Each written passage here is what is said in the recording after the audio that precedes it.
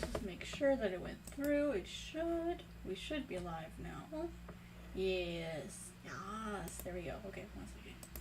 Send out this tweet and then send out my Discord. Hey guys, how are you today? If you guys aren't familiar, my name is ArtCrumbs. I usually stream making comics and manga. And today I'll be doing some more manga pages. So it's been a little while since I've streamed. Sorry. But I've had some things going on. Misa's been sick. We've been waiting to upgrade the internet. Just kind of like a whole bunch of things going on. I had some NDA work, but now I'm free. I'm free! And now I can finally do like fun stuff. So that's kind of what I'm going to be working on today. Oh, I forgot to bring my chat bar up. Let's do that. Let's see. You have no stream activity. Uh-oh. Is it not? OBS is not connected. Uh-oh. Is it? That's fine. I'll just have to use this instead. Hey guys, I did not expect OBS to not load my chat or activity. It usually does it automatically, so it's weird. Such a streaming life. It does that to us. It likes to play games. So there we go. Okay, now I can see. Alright. Just go ahead and get that to work. So far we're doing really good. We're not having any drops or anything. CPU's not working too hard. Fantastic. So what I'm working on right now is this panel. I've already kind of started the inking process, so we're just, gonna keep working on it.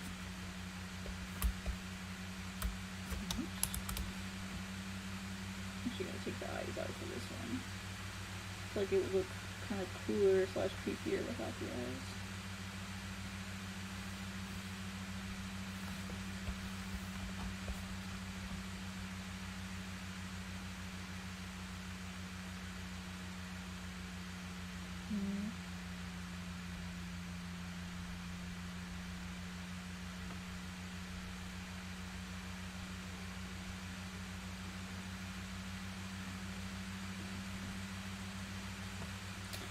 Why is the privacy as unlisted?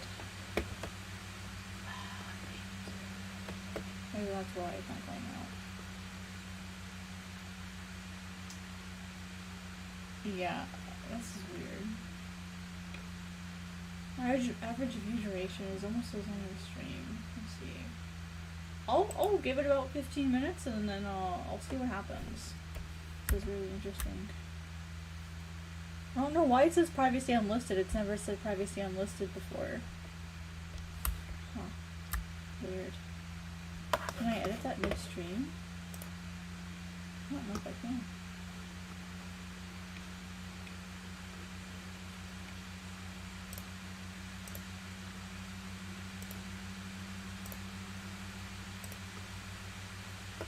There it goes. Yeah, that was weird.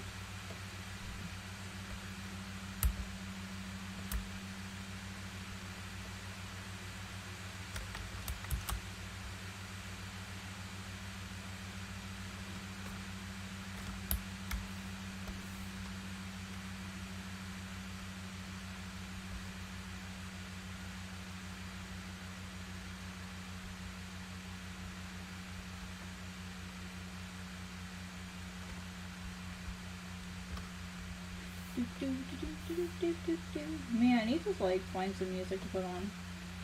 Totally forgot to grab some music.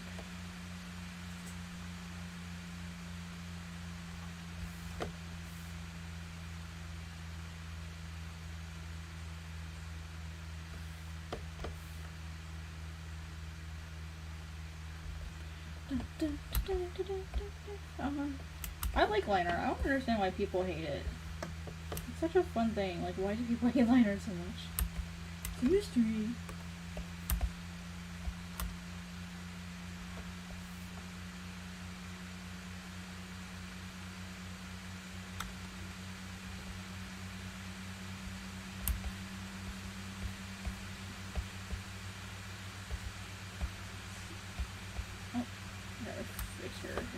I forgot I changed this part of her design.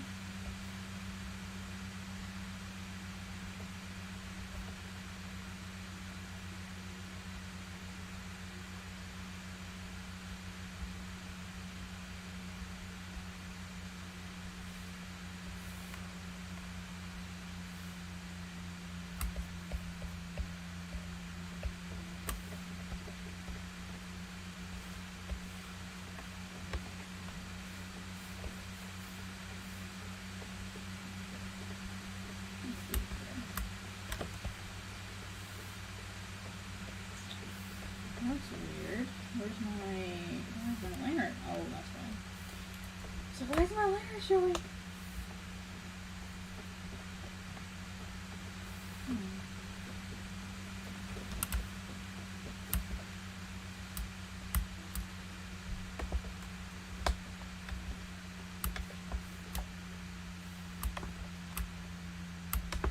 Man, I gotta basically redo a good chunk of her hair. That kinda sucks. It's okay.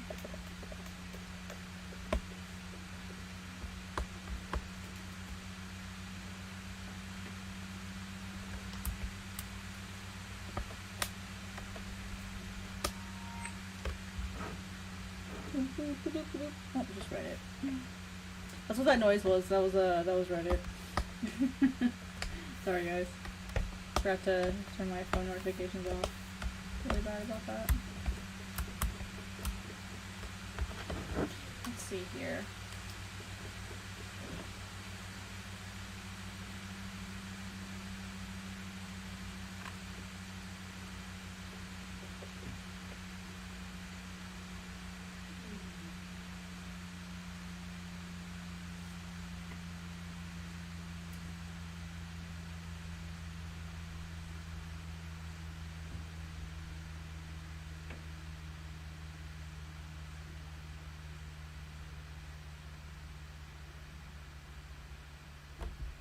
Oh, hi, Miso. Jeez, just jump right up here.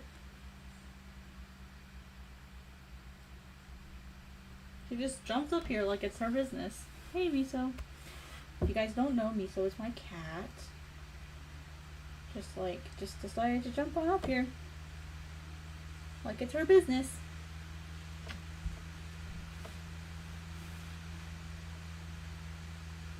Hey, Phoenix, what's up? Actually, I'm gonna make a sketch layer underneath this, and we'll do a practice sketch first.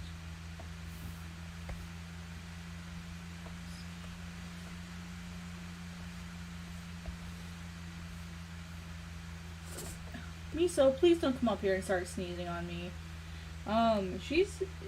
Okay, so, as far as, like, her mouth goes, she's doing way better. But now she has a respiratory infection. And so now we have to go back to the vet tomorrow. Like, occasionally you may hear her cough or sneeze. And oh my god, Miso. So now we have to go back to the vet. But considering everything, she's doing way better than she was before. So I'll take it. I'll take it.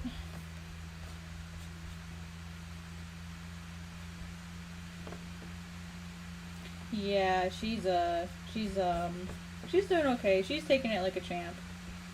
So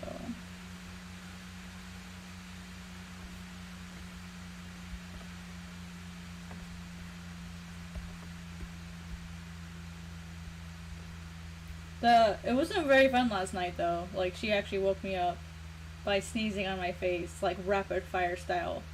Like she likes to snuggle up to me when she sleeps, and so she just like ka-choo, ka-choo, ka-choo, ka-choo. Which was just all over my face, and I was like, ah! Definitely the worst way, one of the worst ways I've been woken up. definitely in my top 3 of one of the worst. So that was an experience.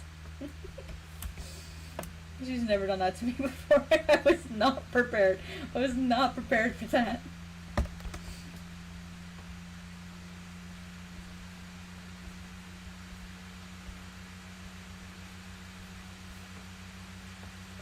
Oh my god, yeah, it was so gross. It was so nasty. I was like, oh my god, Miso.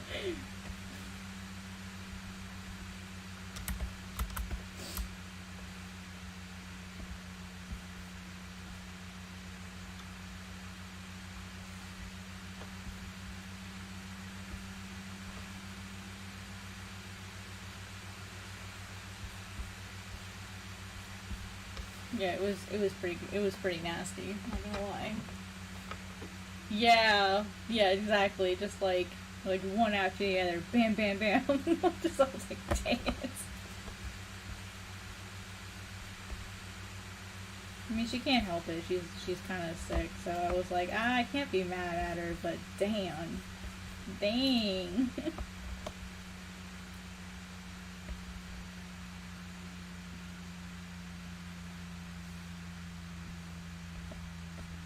It was definitely not fun. 10 out of 10 would not recommend. Or sorry, 0 out of 10 would not recommend.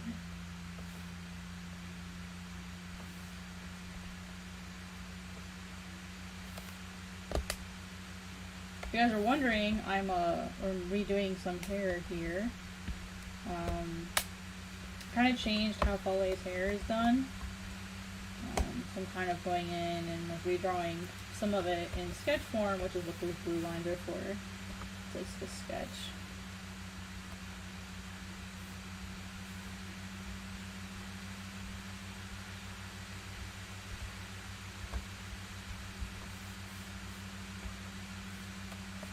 Poor girl. Poor Miso. Give it a Tumblr review. Actually, I don't recall if I ever made a Tumblr now that I think about it.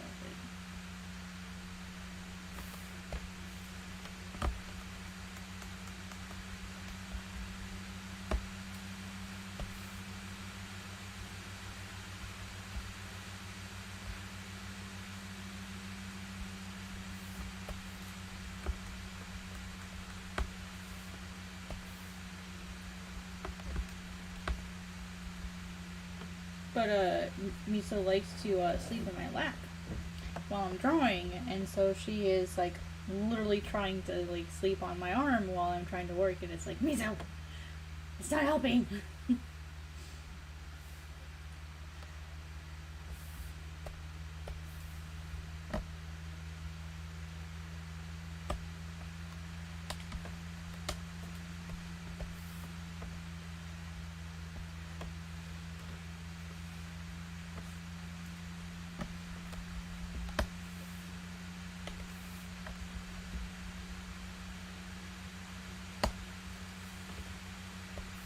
She's very attached, which is fine, but sometimes I wish she wasn't so attached, but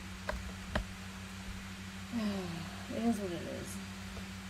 But yeah, she gets her her follow-up appointment. She has to go for her follow. Yeah, I only want cuddle. Yeah, exactly. She wants cuddle when she wants cuddle, and if you don't give her cuddle when she wants cuddle, she will take cuddle from you. Like, she'll be like, you don't get a choice in this. She's kind of funny like that. She's like, you don't get the choice.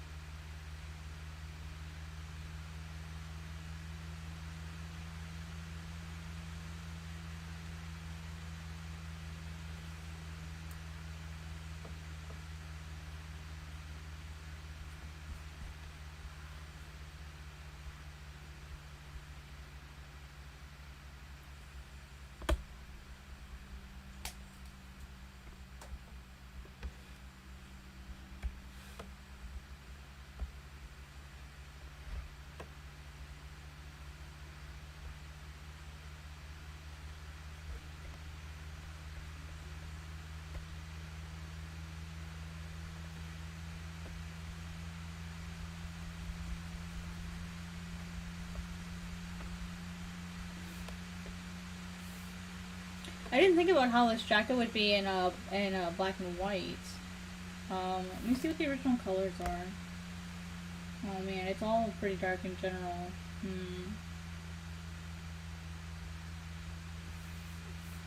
Well, let's see, I don't think I need this anymore. So what I'll probably do is I'll probably make this really dark. And then it has like it has a floral pattern on it. I'll probably just add the floral pattern. And I'll make it white.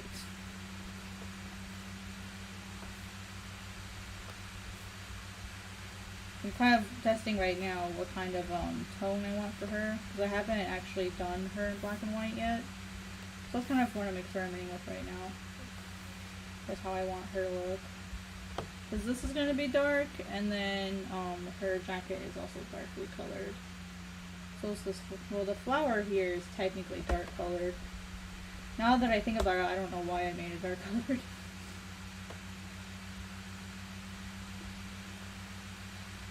See how that looks. Oh, her hair is going to be dark too, so maybe I don't want to make that dark colored.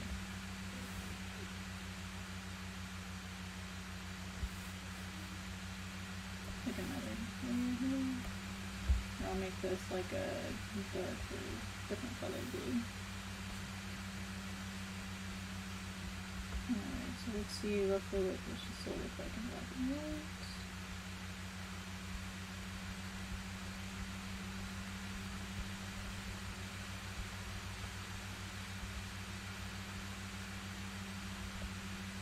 This is why when you guys will notice I do my sketches, I add value to my sketches so that I can do that guesswork then, rather than sitting here in my inking phase and trying to do it. This is like exactly why. This is literally exactly why. So I don't have to do it during this stage. Oh man, Misa was snoring the other day. It was so cute. I need to upload it as a short so everyone else can see her. It's so cute. He's still snoring. It's so adorable. See, I think I can make this dark color. I can also do like a middle. I can use this as the middle color. If I did like a middle blue. It's a lot of toning on her though. Like, it's a lot of work to color and color. These aren't the actual colors. I'm just looking at lights versus darks here. That's all basically what I'm doing, is I'm planning out like what's going to be light, what's going to be dark, that kind of thing. How are you doing, Phoenix? How are you?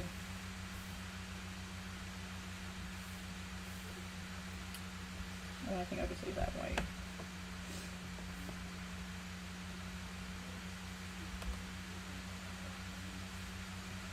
This is the middle value. I'll just color with it in the same color.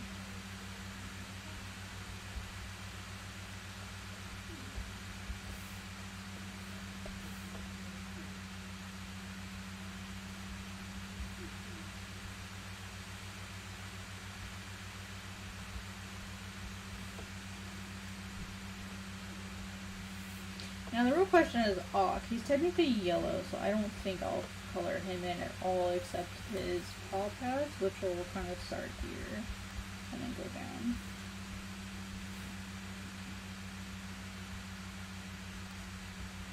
And then did I color his feet in? Yeah, I did. I colored this one too. Dang, Miso. She's snoring. She's snoring, you guys. She's like, it's so funny. My cat snoring. Cat snoring ASMR that nobody asked for. I'm just testing to see what the values are gonna look like.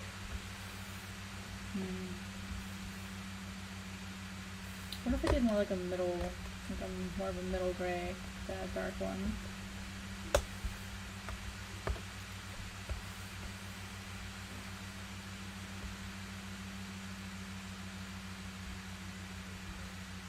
Try the middle color.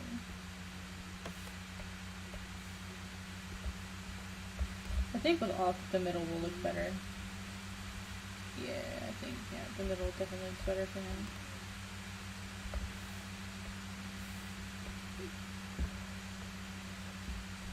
And then his tail will also have color in it. Should be good. And this will stay up here, this will stay black.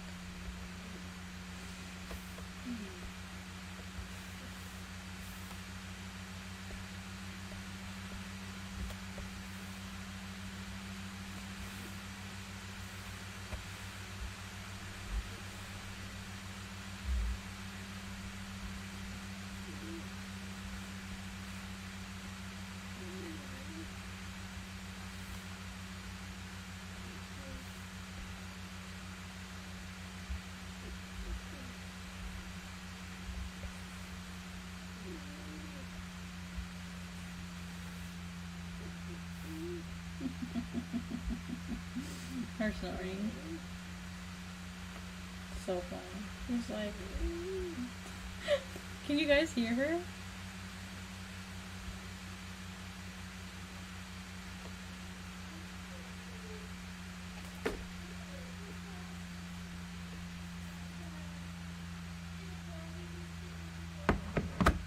Hi, welcome back, Miso. Welcome, you woke up? Calm down, calm down. She's like, where am I? What's going on? You're in my lap, where you always are. She's like, oh, okay. She like got up, was looking around like she was about ready to run away. And it's like, calm down, child. She's so funny. He's so funny.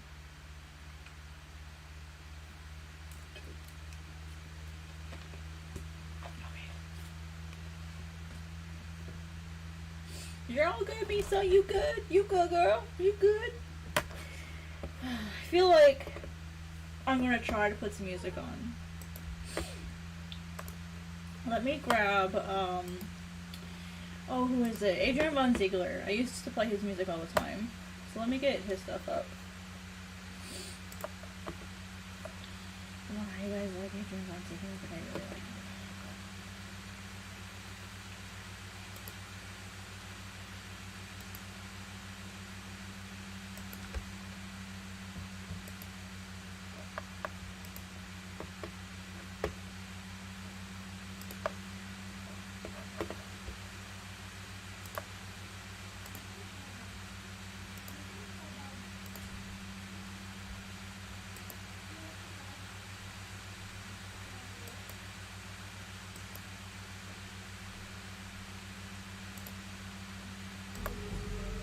There we go, got some music going.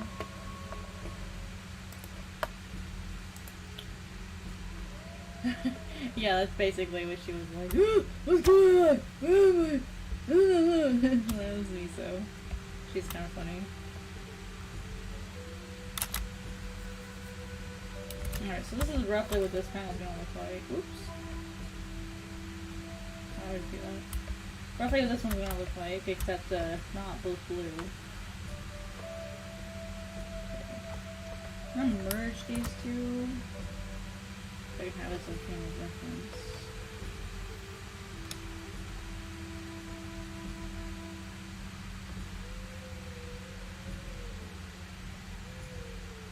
Uh-oh, I didn't mean to do that.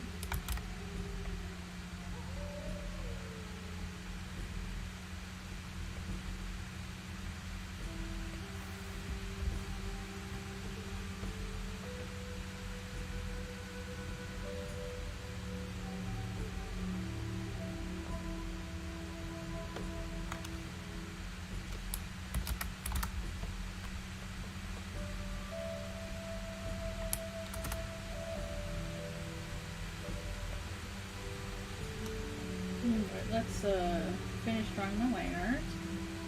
Now that I know what I want from it.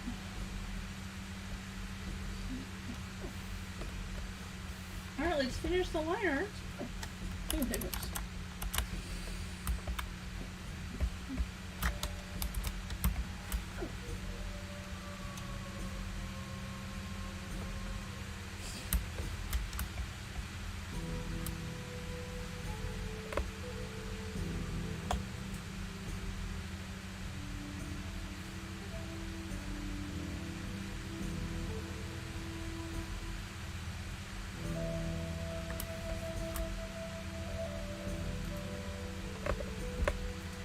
what have you been up to? How are you doing? Oh, anyway, I didn't even see you ask me. I'm doing okay. I'm doing okay. I'm a little sleepy. Because I was really woken up last night. I was like afraid to go back to sleep.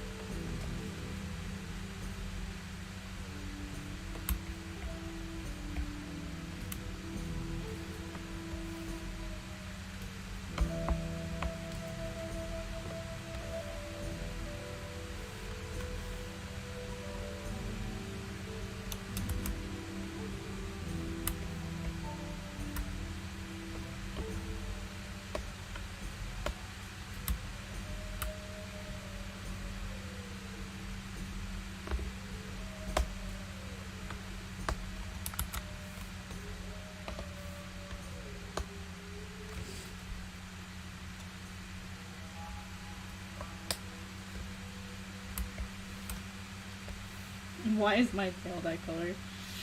I hope that's not one of her questions.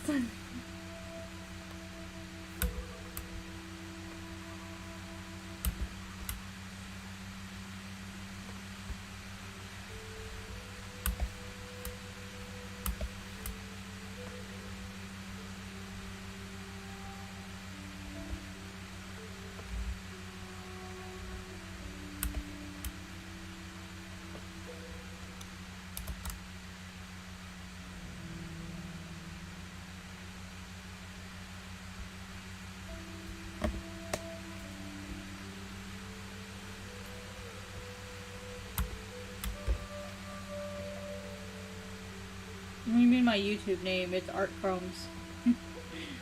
I don't know what else it would be.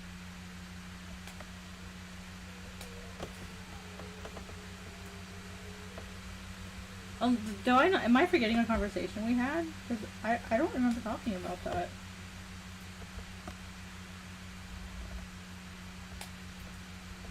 Remind me? I'm probably just forgetting. I'm so bad with remembering things.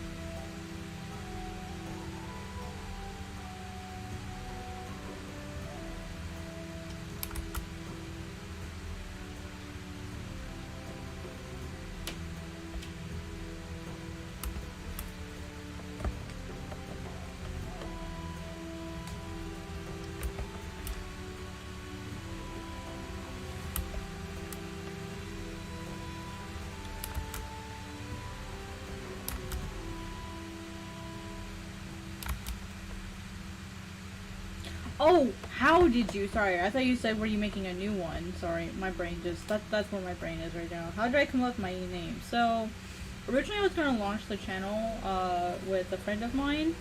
And we did initially, and then she got really busy with her life stuff, but the reason why we named it ArtCrumbs is it was going to be like little tidbits of art, like art facts, or like art topics, art tutorials, like it was just going to be like little bits of art here and there, you know, like little crumbs of information, or like little tidbits, just little bits of things, you know, all relating to art. And so we thought ArtCrumbs would work really well because we couldn't use just her name or just my name.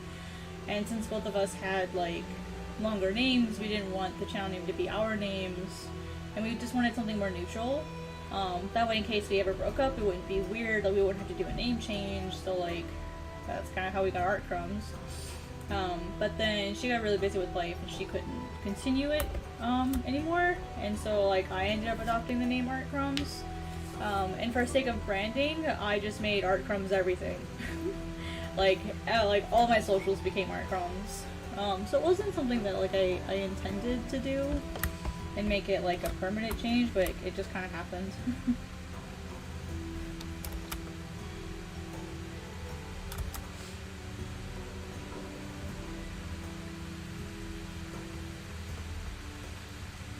Helps if I, you know, have some reading comprehension skills today. Might be just a little helpful.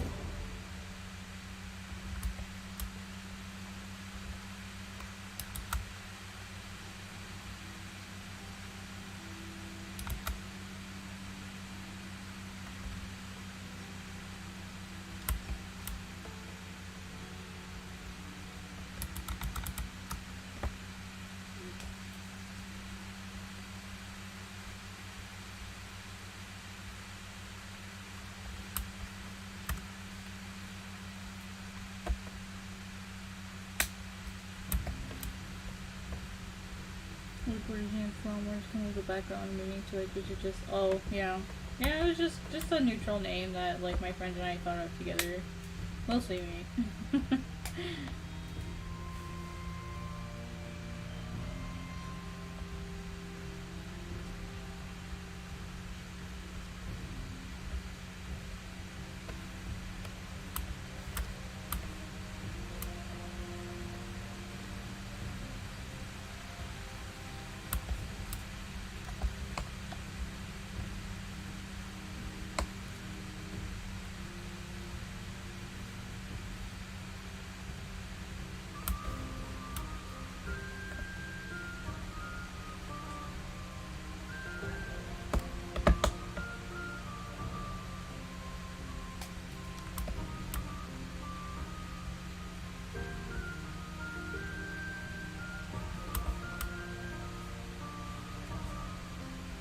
Sorry, I'm not super smart today. the smart meter is broken.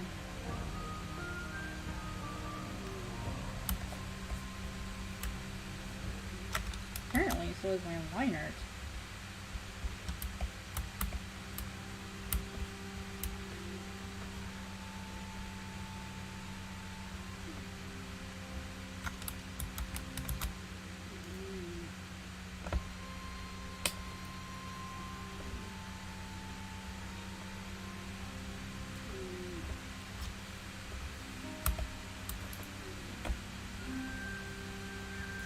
Like, where did it come from? I don't know. I really have no idea, like, where specifically it came from. I just kind of thought about, like, what's something that would make sense for, like, little tidbits. And I think I was looking up synonyms for, like, small pieces, and crumbs came up. I was like, oh, that's kind of neat. That sounds kind of cool. That's kind of where I got the crumbs from. I wish it was something cooler than that, but it's not. I wish it was cooler than that, but it isn't.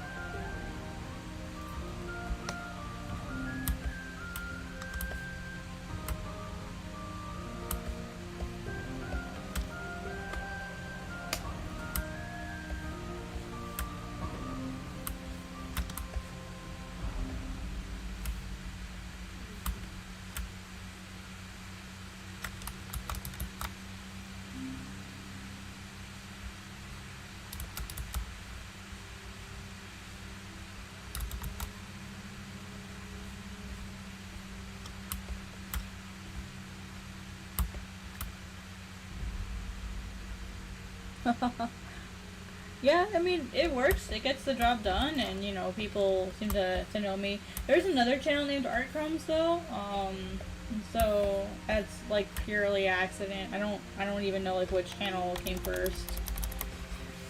But it's there. It's kind of funny.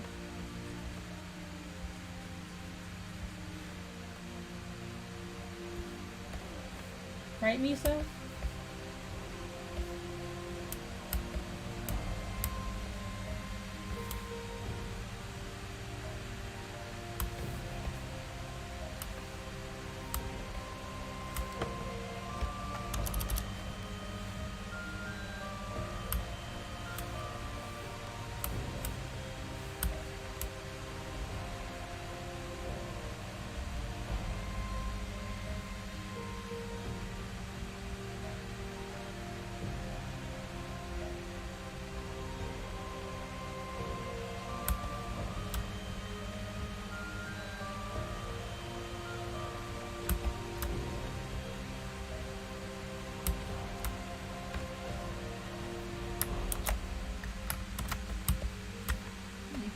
This is our reference layer. Grab my erase edge tool.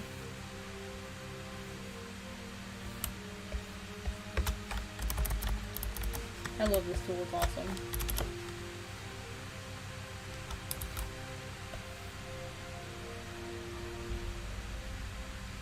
It's not 100% perfect, but it usually gets pretty close.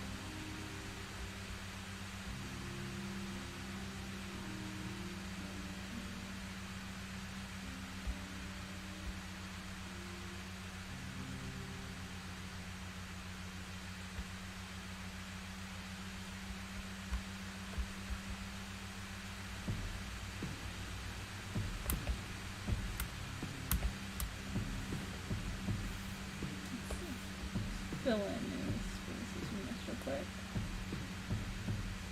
There we go.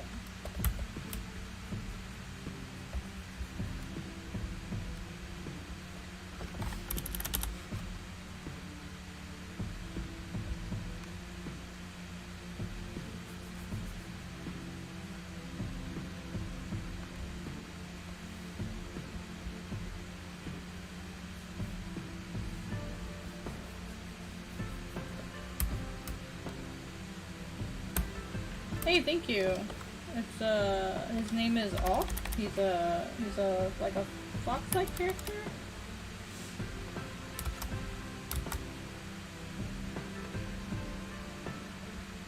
How you doing, Hans? How are you? ¿Cómo estás?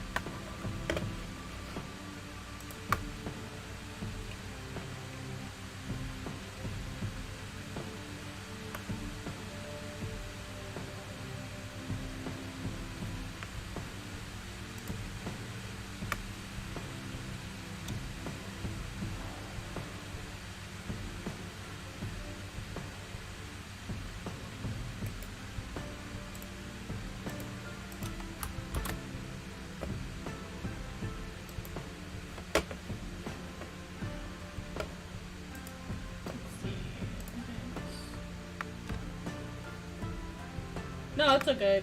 You mean Okami?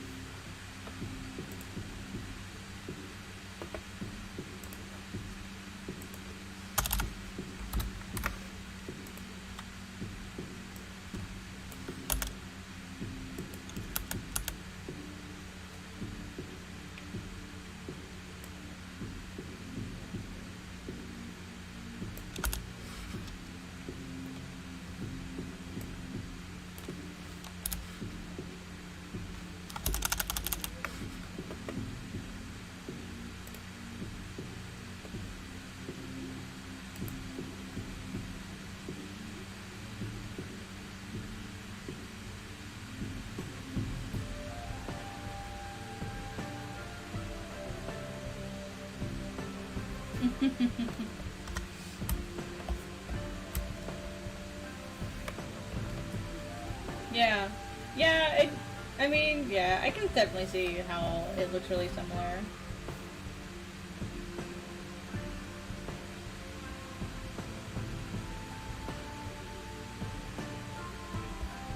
Wouldn't be surprised if there's like some influence from Okami in my characters. Wouldn't be surprised at all.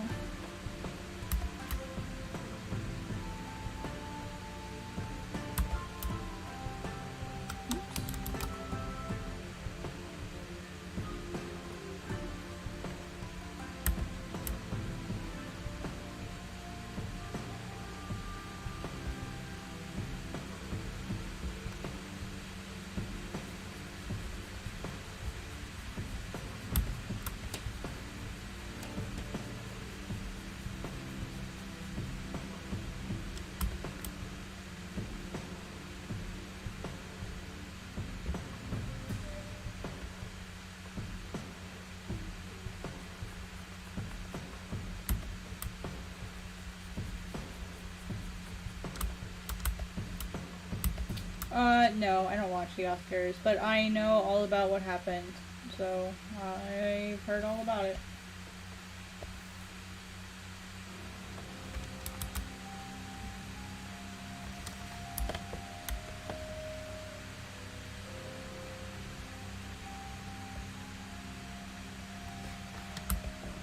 Yeah, it was kind of the topic at work today.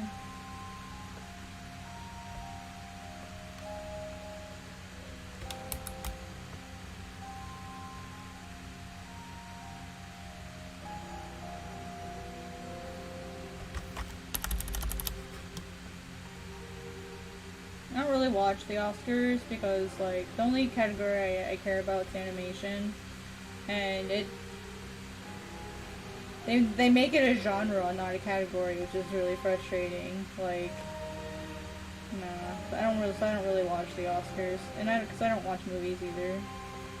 So like you could I can't like you could give me an actor's name, and if you showed me photos, like I don't know if I'd be able to pick them out. Oh no, it's fine. Like I know about what happened. Yeah, I heard about the whole Will Smith thing.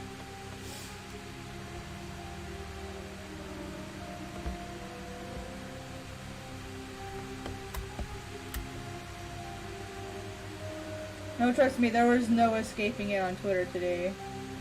Which really sucks because, like, today was Visible Women Day, and I feel like all people were talking about was what happened last night.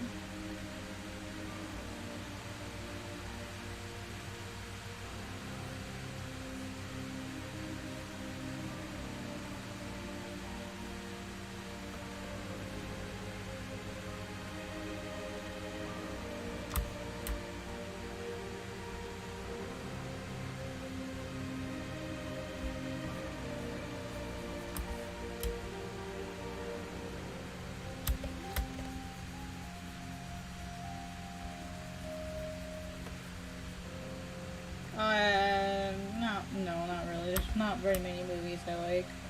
I'm trying to remember what the last movie I watched was. What was the last movie I watched? When did I last watch a movie?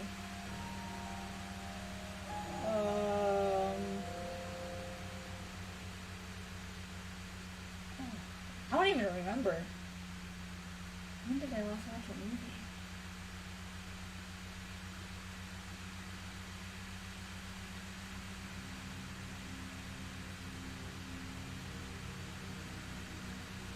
I think it was Thanksgiving of 2020 was when I last watched a movie. Cause I don't think I watched a movie at all last year.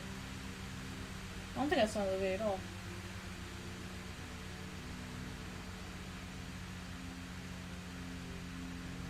Yeah. Because I remember Thanksgiving. I did watch a couple movies, so it must have been around Thanksgiving of 2020. Because I don't remember watching any movies last year.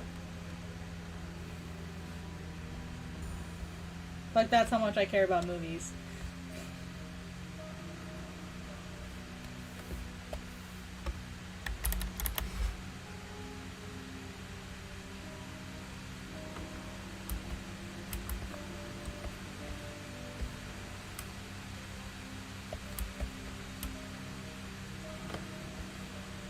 know. I don't really watch them.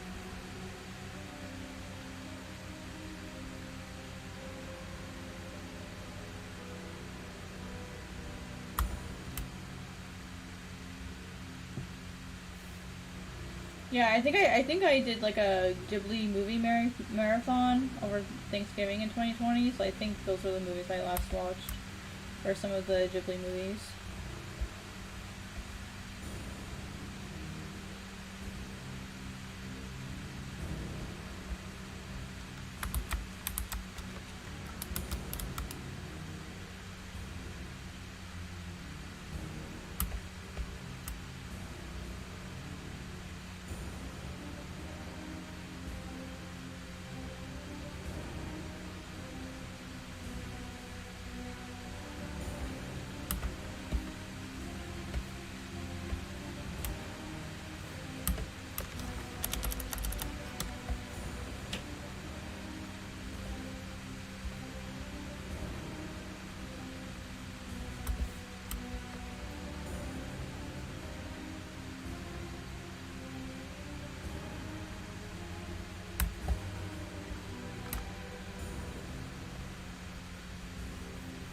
It's not like I'm a movie snob or anything. It's not like I don't think any of them are good enough for me. It's just I don't find them.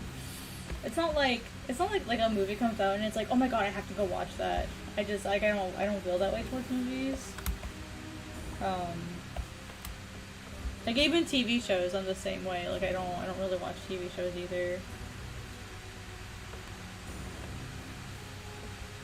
And it's not that I don't watch any. It's just that like there's just not many that I like follow or try to follow or anything.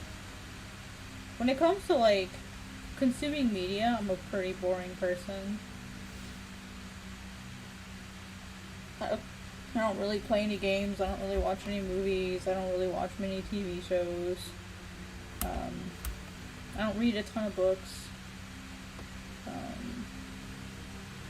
I mean, and when I say books, I mean like novel books, like written word books. I don't really consume a lot of those. Not as many as I want to. I'd love to read more. I used to read a lot as a kid. I don't mean just like kid books. Like I just read a lot.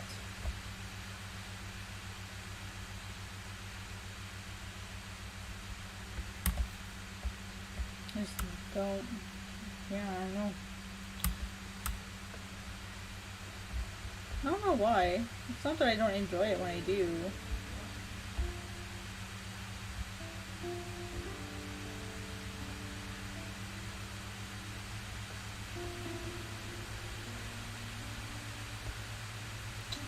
What is this?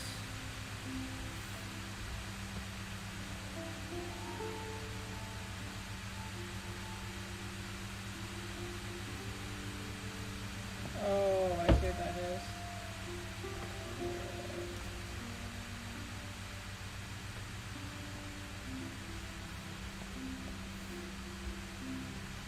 I don't think I've seen Madagascar 2. I don't think I've seen that one yet. I'm pretty sure I've seen the first one. That's the one where the animals from New York are in Africa, right? Or Madagascar.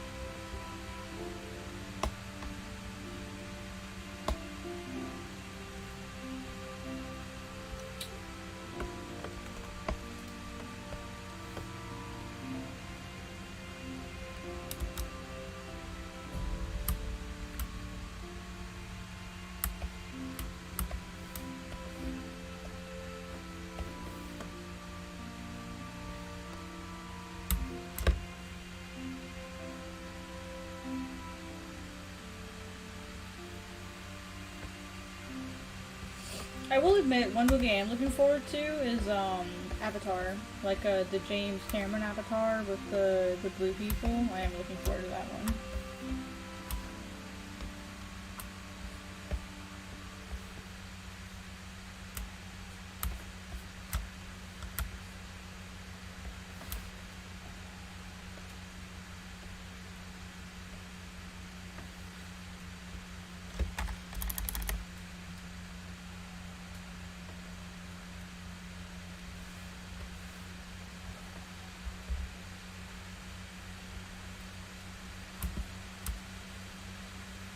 I liked it. I don't know why so many people hate it, but I really liked that one.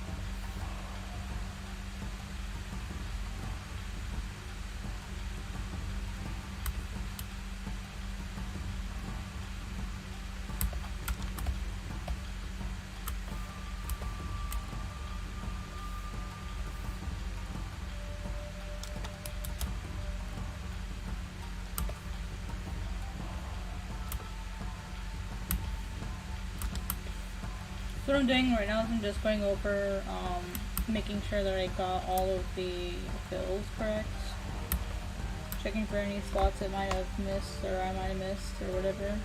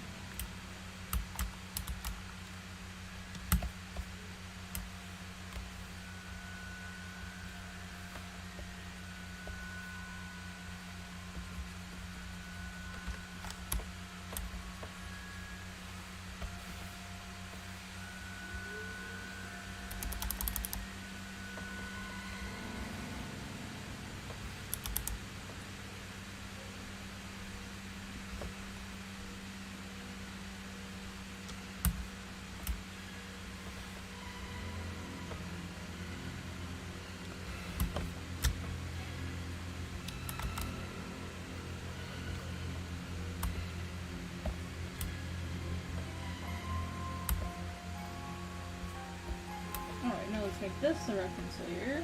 And now we'll take our erase on edge tool here. Here we go. Sweet. What, Miso? What is it, Miso? What? What is it? What is it? Excuse you. Oh, excuse you. Right all over my keyboard. Thank you.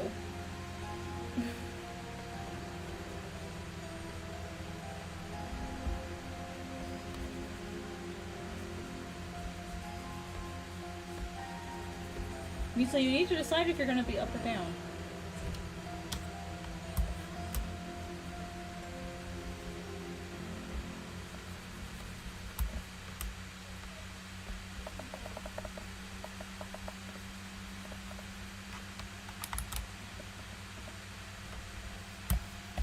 She's one of these cats that she's like, you know, I want to be here. No, I don't. Yes, I do. No, I don't. Yes, I do.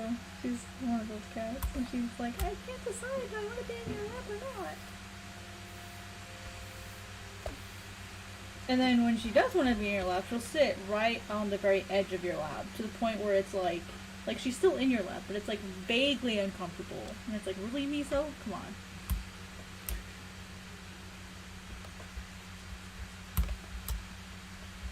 Oh, almost done here. Okay.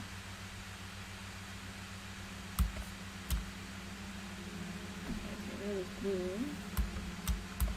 Noise. Yeah. So fixing the line art and coloring it only took me or doing my basic white fly only took an hour. Just because I had some corrections I had to make. I got a bit chatty. Ugh. Okay. Alright, so next steps are going to be getting the background settled, which I've already started the background liner, which is like in flames and stuff. I've already got that started. So I just gotta fix this bald patch, which what I'll probably do, just to like make this easy, is I'll grab the flames that are on this side over here, and then just like scoot them over. That's probably what I'll end up doing. Jeez, Miso.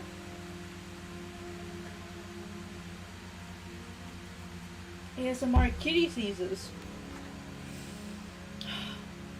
You literally just got off your antibiotics like 2 days ago, and now you have to get back on them.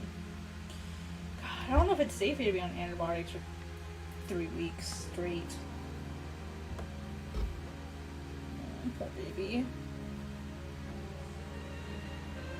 And the good news is that she's eating and she does play and she's bathing herself and taking good care of her fur, so like, that's the good news. And she's still taking good care of herself, she's still eating, she's still playful, so. Right, Miso?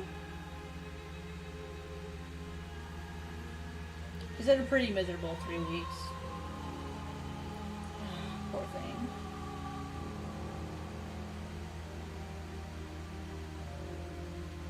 Poor Miso. It's been a tough few weeks, hasn't it?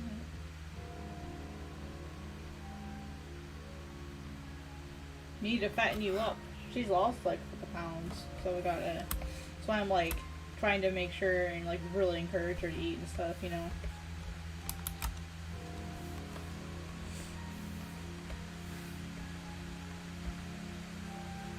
Let's see here.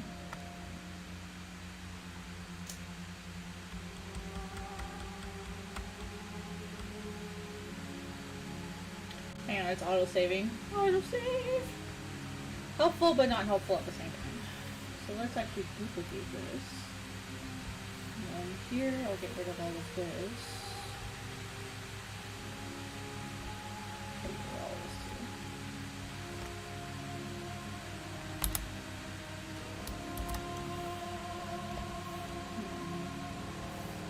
So this, here it is.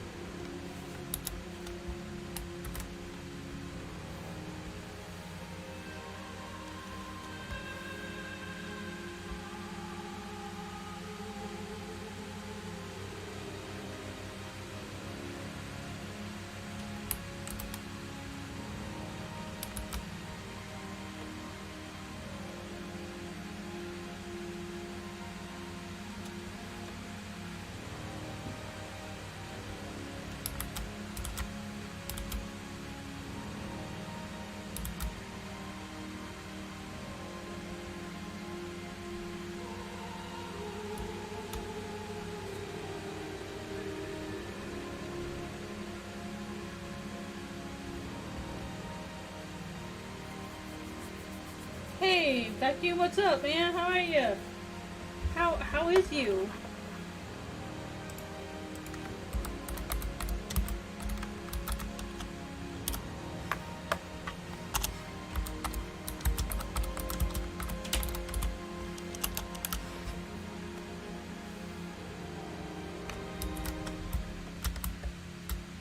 Oh, excuse me, sorry. I'm doing pretty good. Just working on the next panel. I did these 2 pages last week or so. You guys, I'm sure you guys remember these.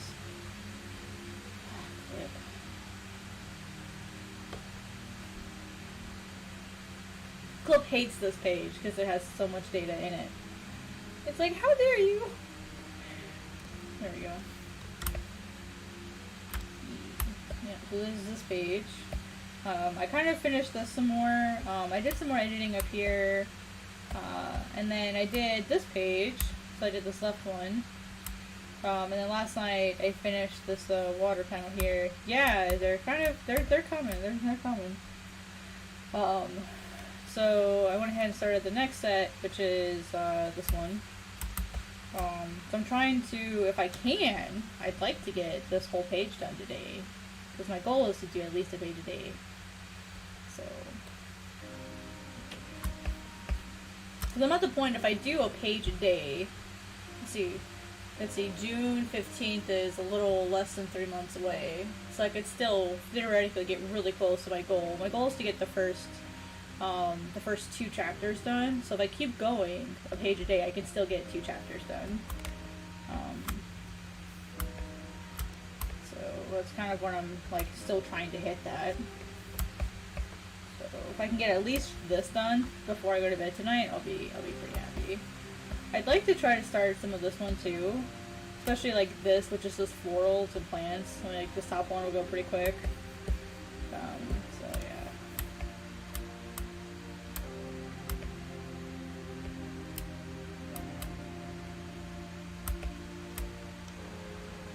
Her neck is super thick though. I just realized I did not draw in all of her hair. Forgot to draw some of it in.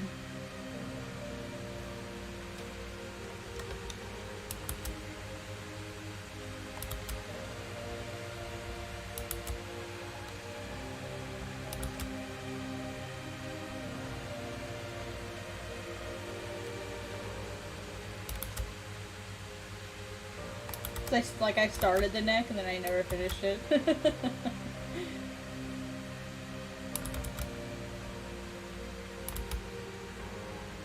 realized that. That's okay. That's okay. It happens.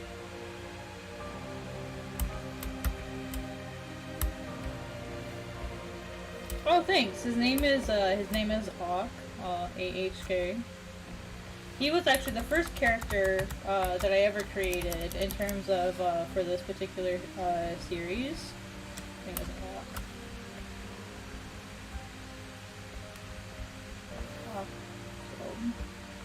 He a troublemaker.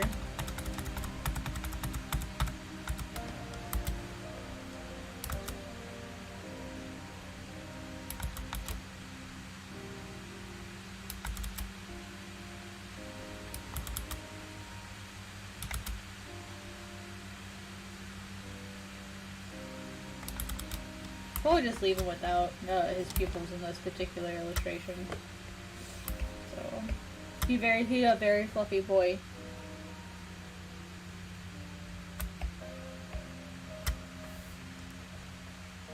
I might just make this a solid black background. I feel like that might be better.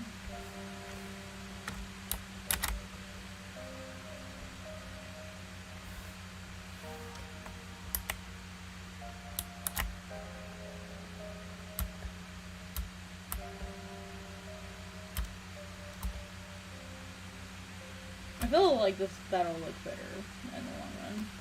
Alright, now what is this? What is this? The leftover. Alright, now, so here's the thing. Now we have this problem. I don't think I'll start learning to draw on a screen. Oh, I think I'll start learning to draw on a screen. I haven't really been doing that sort of stuff, mostly traditional art. Honestly, like, learning to draw on a screen is really similar to drawing on paper in the sense that you still have it like right in front of you. The big difference is getting used to the pen pressure sensitivity, which is gonna, depending on the software that you use, like depending on the software you use, like it's gonna be a little different. And so finding that system that works really well for you is going to be really key, because not everyone will use the same settings, not everyone will use the same brush. You know, everyone does something a little differently. So that will be kind of the trick, is to find like what works best for you. And then once you find what that thing is, I just keep doing that. And then like, but keep experimenting too. That's a big important thing a lot of people stop doing, is they stop experimenting. And they get happy where they are, which there's nothing wrong with being like happy where you are. So that's a really easy way to like stop growing.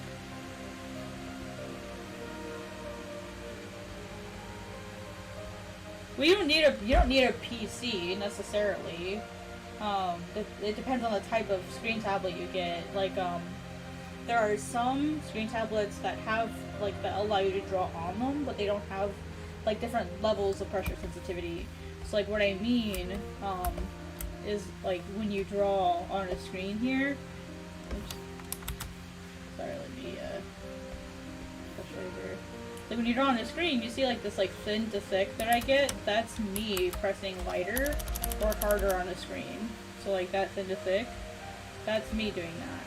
So that's not every tablet that has drawing capabilities or writing capabilities does not have this same type of pressure sensitivity. So just because you can draw on a screen doesn't mean you can have like this kind of pressure sensitivity on it. And so when you're shopping for tablets, you have to be sure that the tablet you get you can actually use for drawing. So what you want to look for is what are called levels of pressure sensitivity. So I mean, because I've had some people say, well, I bought this particular computer because it said it was a screen tablet. And I'm like, yeah, but is it a drawing screen tablet or is it a writing screen tablet? They are not the same thing. They're very, very different things. So you always have to be sure that the one you're getting is like capable of drawing. Like, because I mean, theoretically, you could draw with anything. I mean, hell, I draw with my Samsung phone sometimes. It depends on what your budget is. So, like, the non-brand names that I usually recommend are Huon, which is, oh my gosh, really, Huon, and then XP Pen. Those are like the non-brand names that I recommend people that are like the cheaper alternatives but are still a decent quality. But if you're willing to drop the coin for it and you want something that will really last a long time, and I do not recommend this to be honest, is Wacom. And the only reason I don't recommend them is because they are a serious investment.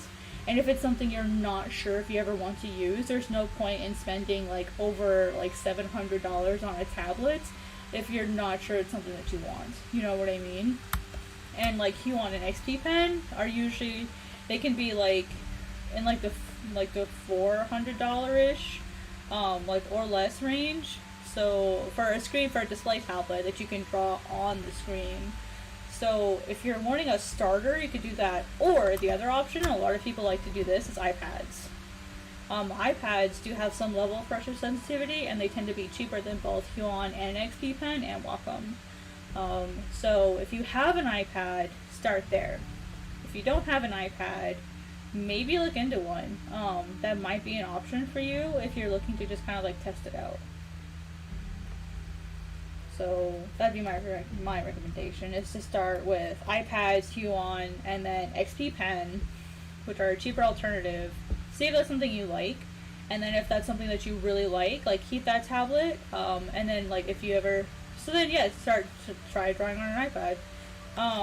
You can get things like Ibis Paint, Procreate. Procreate is one of the most popular drawing softwares for iPad. The one that I'm using here, Clip Studio, is also for iPad, but it's like it's a monthly subscription because of the way the Apple Store works.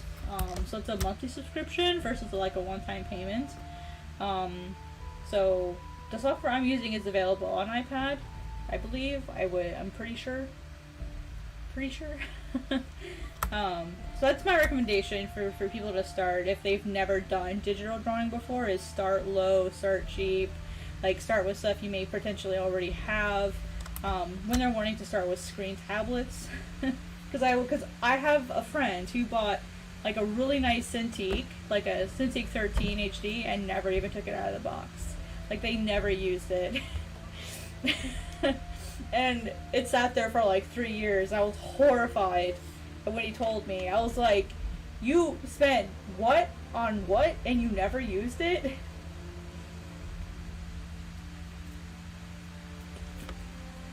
So he's like, yeah, I ended up not needing it. And he's like, it was kind of a waste of money. I'm like, dude, you can resell that, or you can sell it back to them. Like, they take refurbished and used things.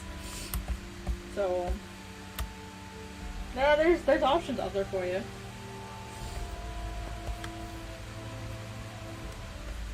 And I mean, like, yeah, technically, like, I'm technically a partner resident with Wacom, but I never feel right, like, selling the more expensive products to people who are new. So, yeah. For money conscious people, that would be my recommendation.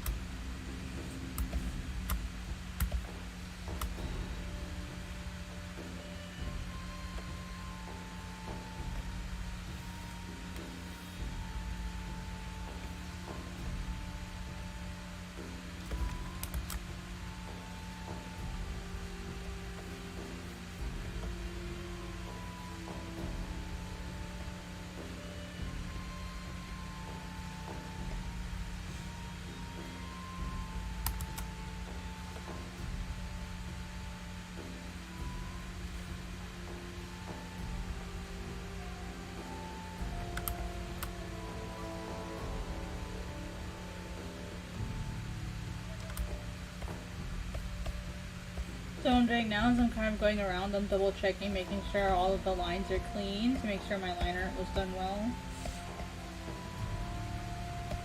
Everything looks good. Okay. Alright, now I can start the fills! Yay!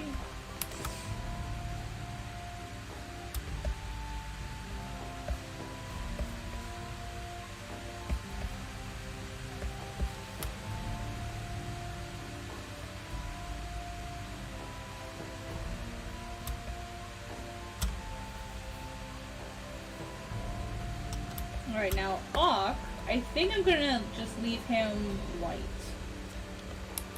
Now that I think about it.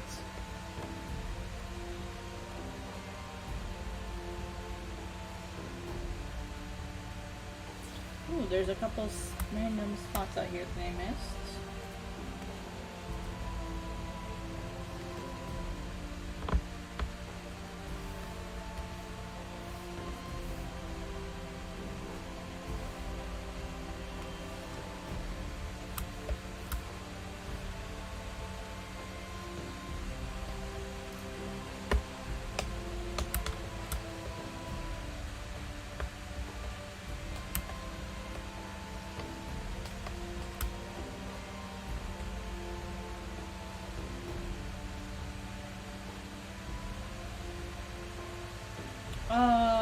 I can't do any color in here, so it has to be just black and white.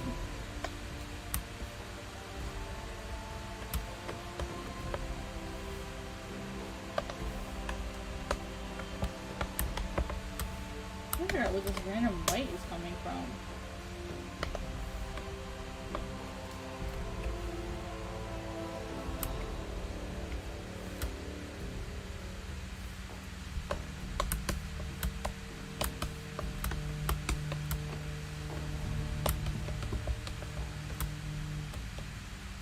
Yeah, these are manga pages, so they have to be in, I do mine in black and white, so I can't do any color here.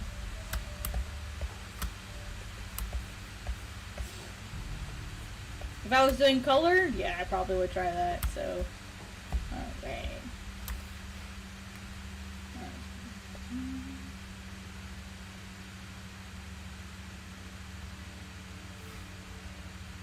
Oh, selected the wrong layer for that. Oh, you stop, you selected the wrong layer.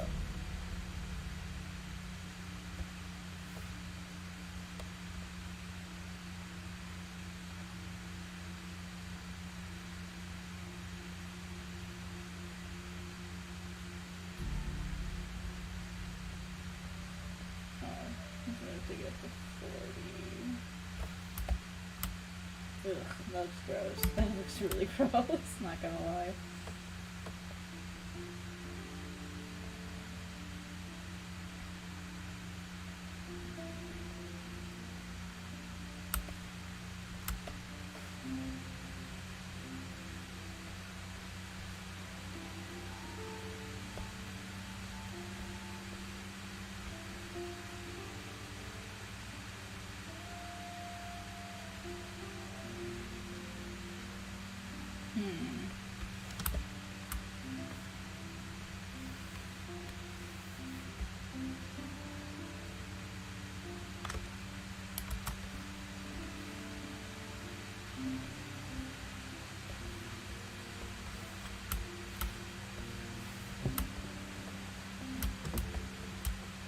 Any tips for anatomy? Anatomy for what?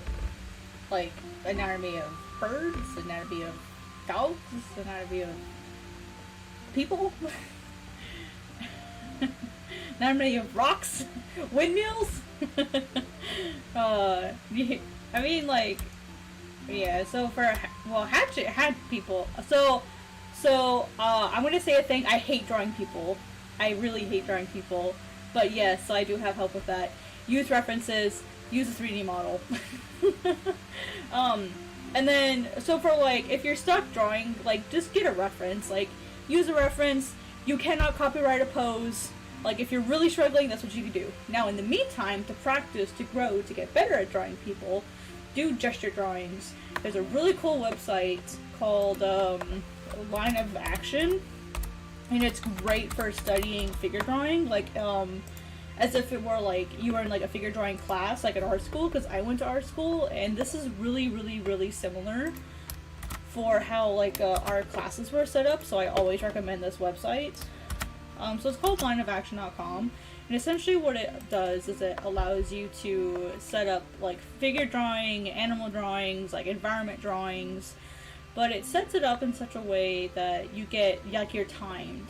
And that's how it is in our classes. Usually we start with quick drawings like 30-second ones, 5-second ones, 10-second ones, 1 minute, 2 minute, 3 minute, like, and it goes longer and longer. And what that does is that kind of gives you like a quick warm up in the beginning, and as the sessions get longer, like, okay, your hands are loosened up, like your body's loosened up, like you're back in your, oh yeah, like this is how I draw people thing.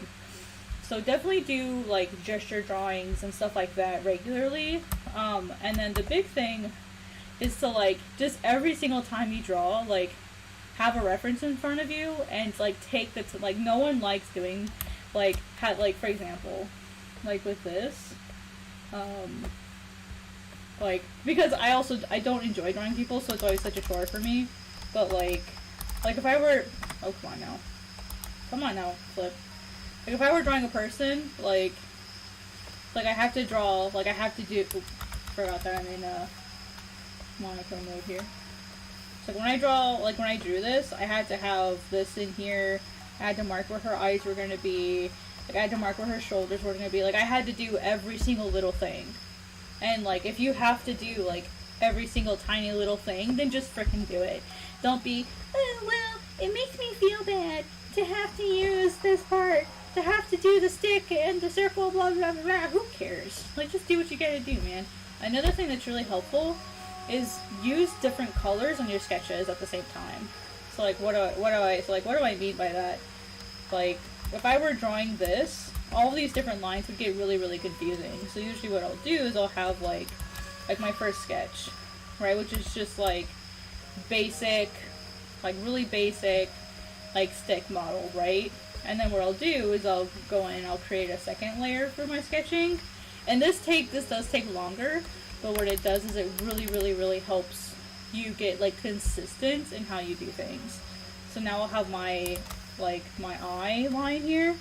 So now I can go in, now I can put in the specifics. Like, okay, well now I know, let me turn this line art down really quick. Like, now I can go in, put in my line art. Now I know where this is roughly going to go. So if her eyes are open, they'd be sitting here. Or is it a little too far apart? Like, go in and like just do the work. No one wants to do it, but like just do it. You'll thank yourself later. So like, here's where her shoulder actually is. Heads. Also, so another thing is there's like tricks to help you with things, right? And like look and find out what those tricks are. That's usually what I'll do. Like, I'll do my first color usually in like a blue, and then I'll do my second sketch in like a red. And that way I can see the difference between the two different sketches. You know, I can use them together to help me draw something. So like, again, this is just a rough sketch. Again, it's a rough sketch. It's okay. If you have to do 3 or 4 sketches, it's okay. No one's gonna throw you in artist jail if you have to do a few sketches. Another thing is like look for tips like this. So like, for example, your shoulders, like the whole width of your top of your body is roughly 3 heads. Roughly. It's not perfect, but it's like a rough guess. And then like, for example, the nipple line, like your chest line for men and women, is usually 2 heads. So like, you have a head, you go down another head, and then like, oh sorry, no, it's 2.5 heads. Like here's another head, then here's another one. Here's your halfway mark, boom, there's your nipple line. So like, and it's roughly, it's like 2 to 2.5 heads. So it's like a rough guess. And every character is going to be a little different. So every character is like a basic variation. These are averages, so not everyone is this way. Another thing is the head. Like, the eyes are usually about halfway right down the middle. Super cool. Right? The nose is about halfway between the eyes and the chin. And then your mouth is about halfway between the nose and the chin. You know, your forehead line, that like where your hairline starts, is usually about halfway between the top of the head and your eyes. So stuff like that's really cool. You know, a lot of people, they don't think about that stuff. Another thing that's really neat is your head is about 4 to 5 eyes wide. This one's usually a half. Boom. That's can kind of help you place the eyes. Another thing, if you take the middle of your eye, go straight down, that's usually as wide as your mouth gets. It doesn't get any wider than that. Usually I'll do like about like a quarter into the eye. A quarter to like where the edge of the eye is, and that's usually where I put the mouth. Like stuff like this, you know, and then the nose, the ear. Like usually the top of your eye is the top of your ear, and your nose is about the bottom of your ear. So like, yeah, so like stuff like this. Like stuff like this I could literally spend hours and hours on, and unfortunately this is not the stream for that. This is a manga, like a manga stream. I have to get work on my manga pages. But like, I guess you could just Google like tips and tricks for anatomy. So like, hopefully this can get you started. Yeah. So yeah, like these, yeah, for anatomy. So yeah, so that's what I would do, is I would phrase your searches as tips and tricks for anatomy. That way it's like, what are some quick tips? What are some quick tricks to like help me remember those things? No worries. Like, that's what these streams are for. I love people coming in and asking questions, as long as people are like okay with like short answers, so that I can say, well, here's a really quick answer, and then here's how you can find more. Like, 'cause that's what I would love people to do. Like, you know what I mean? So I hope that was helpful.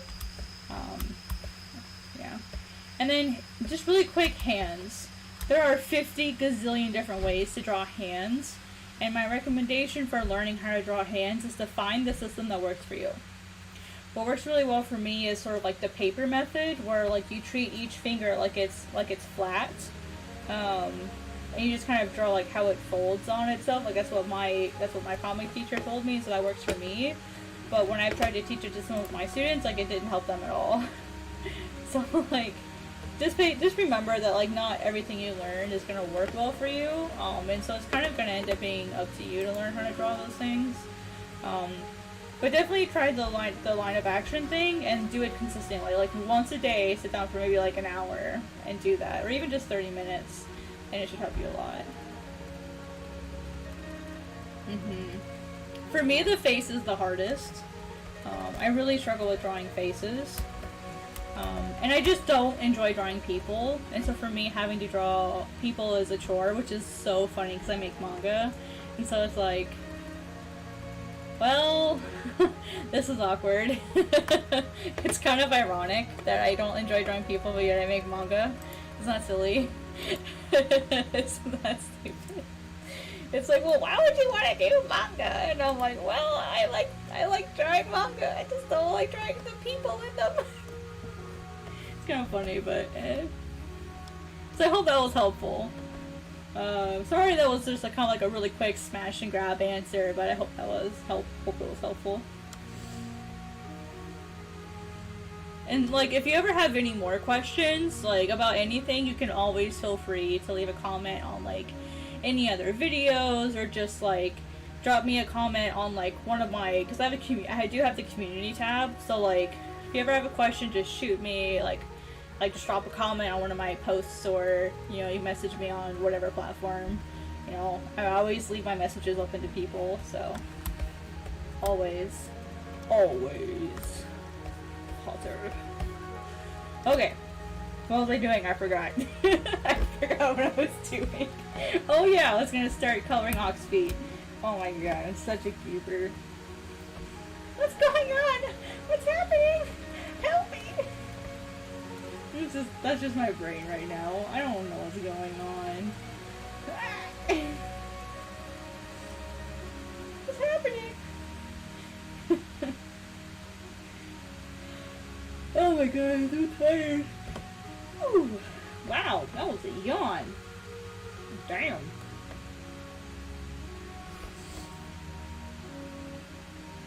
Do you actually draw your text? Oh no, no. You know that video of the cat where it goes no. Yeah, that's me right now. So no, it's all text. It's all actual text. Do not hand letter your stuff unless your handwriting is godly. For like dialogue text. So for stuff like I always do that. For stuff like this, use a font. Please, for the love of God, use a font. For sound effects and stuff, so for like things like this, so for stuff like this here at the bottom, where it's like kiki and then like toka, like that's okay to like use handwritten stuff. Even for some sound effects, or in manga they're called kakimoji. Kaki, like Kakimoji-ji, kakimoji. A lot of it is handwritten, but for like actual dialogue, it's all like dialogue and thoughts and stuff, like it's all text. Like this little kiri is handwritten. This is all text. This is handwritten. This is handwritten. This is text, handwritten. So like it's kind of like a mix of both. It just kind of depends on like what part of it you're making. But generally speaking, for like blocks of text like this with font like this, you want to use a font. One, it'll save you a lot of time, and two, it'll help stay consistent. So unless your handwriting is like ungodly consistent, I would not recommend hand lettering a comic at all. Especially if you're drawing it traditionally on paper. Especially if you're drawing it on paper, do not hand letter unless your handwriting is godly. But there's also like the indie scene. So like if you have like an underground comic or an indie scene, yeah. So like, well, it depends. It also, like, everything in manga could be answered with depends, because there's no set universal standards for doing manga.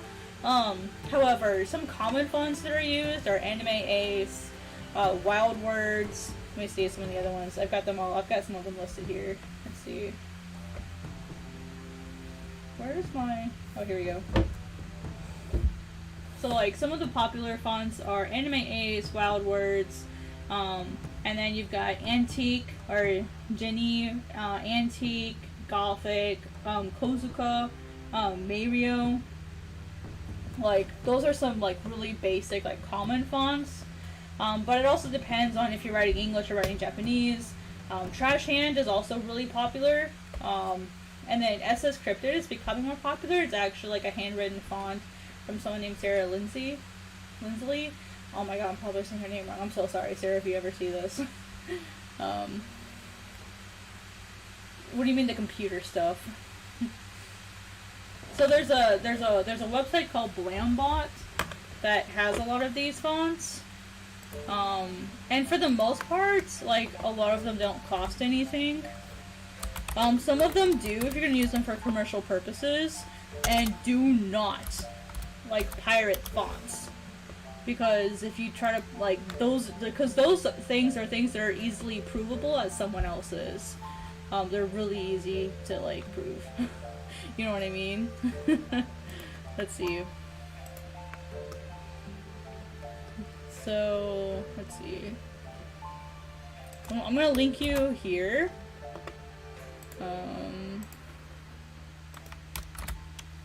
So this is Blambot. They have a lot of fonts here. All of these are comic fonts. The most common ones that I like to use for manga are Anime Ace.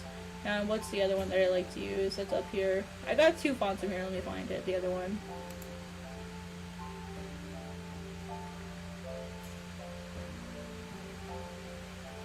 One second.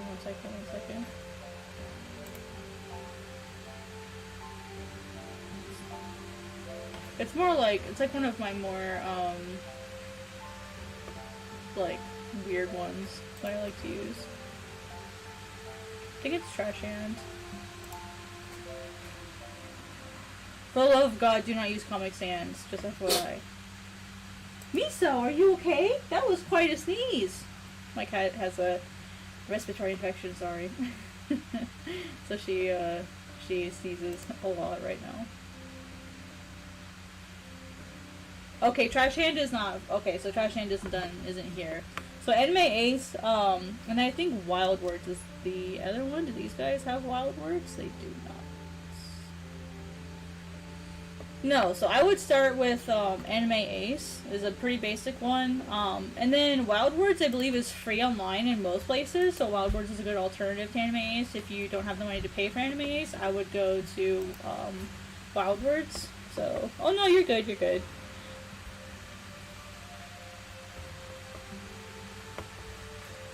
You'd be surprised how many people I see, and they, like, openly admit to, like, stealing fonts and, like, not paying for them. And I'm like, okay, bro. Okay, like, I hope you never get caught. Because, like, that's infringement, bro. Cause, and, like, see, there's, like, a non-profit indie usage. Like, as long as you select that when you download it, you're good. Like, it's that easy. Like... You know, but if you're, like, a commercial, like, publisher or whatever, then yeah, like, and it even has a thing to help you pick, like, which license is right for you, and it's free. And then even if you pay for it, it's $40, and then it's yours for life. It's easy. It's not a big deal. It's $40. So, yeah, there's different licenses. For, like, the average indie user, it's free. But depending on which license you need, you might have to pay for it. So it just kind of depends.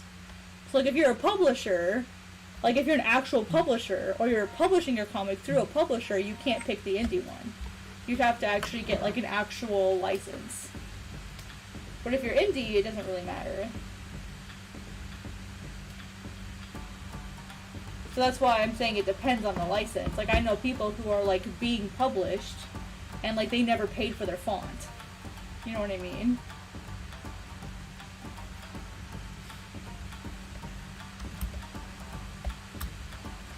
So it just depends on what the situation is. That's how licenses work.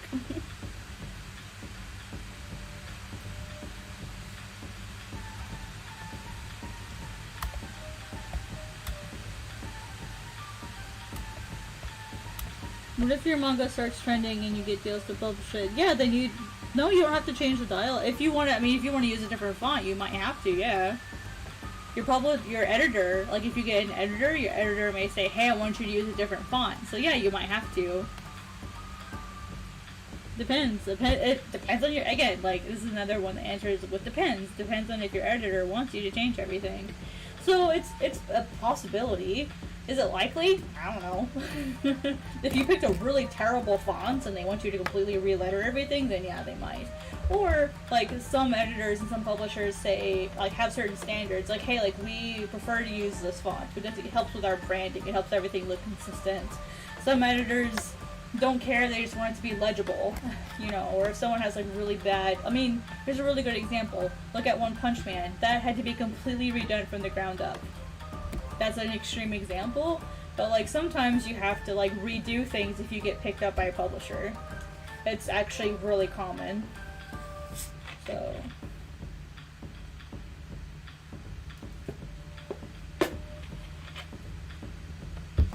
yeah. So basically, like, the safe answer is to say, if you get picked up by a publisher, like, expect to have to make changes. Like, just expect it to happen. This is also why, when you are doing your pages, always save a layered file. Always. Because if you're dumb enough to flatten your files so that you have no layered version, you're screwed if you have to make changes.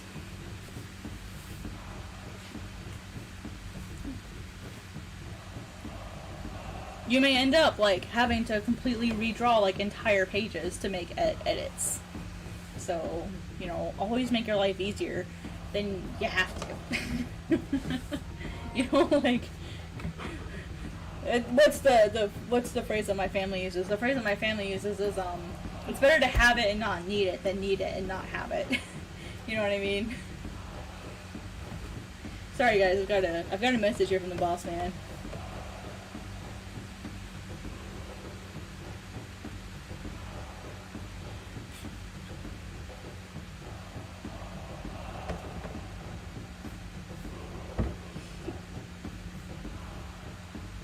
I'm salary, so I'm technically on clock all the time. Give me a minute.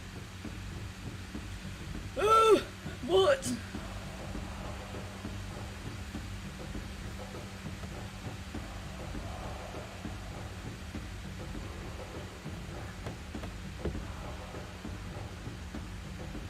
Oh, I'm just asking for an update. Okay. Okay, all good.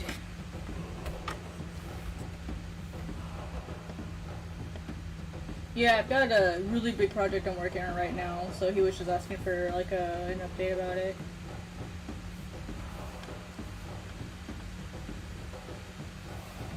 Oh, that doesn't belong all the way up there. Oops. Come on. You can do it. Come on. Come on. All the way down. Is Clip Studio X or Pro better? X. Definitely EX. Like, hands down EX. And the reasoning is this handy dandy little tool, feature, thingy, bobber, right here. So, do I do this for a living? Yes and no. Yes and no. I'm going to answer your first question first, which is EX or Pro. The big difference between EX and Pro, in terms of making, like, comics and manga, is that you have this story feature. So what the story feature does, you see here how I have like all my pages here. What this allows me to do is it allows me to manage all of my pages at the same time. So basically, if I want to, say I had all my pages done, and like I'm ready to export, I can go to File, export multiple pages. I can export into a PDF, or I can do what's called a batch export. And what that allows me to do is to pick what pages I want to export, where I want it to go. Do I want to split the spreads, which means you see how, like, with these pages, there's 2 at a time, 2 together. Those 2 pages, like 23 and 24, like, that's called a spread. It means you've got the 2 pages that are next to each other, sitting right next to each other. So I can have Clip Studio do all that for me, automatically, and then I can have it crop it automatically. I can have it resize it automatically, and after it's done, I can tell it to bind it together into a PDF automatically. Clip Studio does this. It's literally made for comics and manga. And only EX has this feature. Yeah, it's super duper amazing. And if I need to change the size of the pages, guess what? I can do that through the story tool, and it'll resize everything automatically. It's amazing. It's a super duper amazing tool. You can even preview, you can preview what your book will look like. That way you can make sure your cropping looks good, that kind of stuff. And then if you want to do animation, the EX version allows you to do animations that are over 24 frames, which is roughly 1 second of animation. Kind of depends on what your frame rate is, so that's roughly 1 to 2 seconds of animation.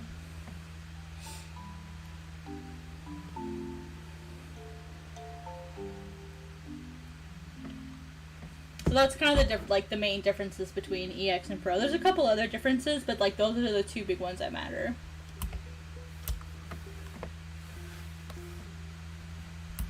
And then for your second question, do I do this for a living? Not yet.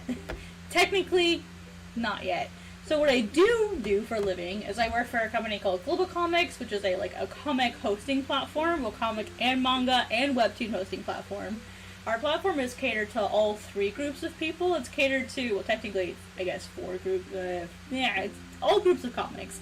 We have left to right comics, so we have a left to right reader for traditional page formats, and then we have a right to left reader for manga-based formats, and then we have a webtoon reader for vertical reading format. And what's really cool is the reader gets to choose the experience.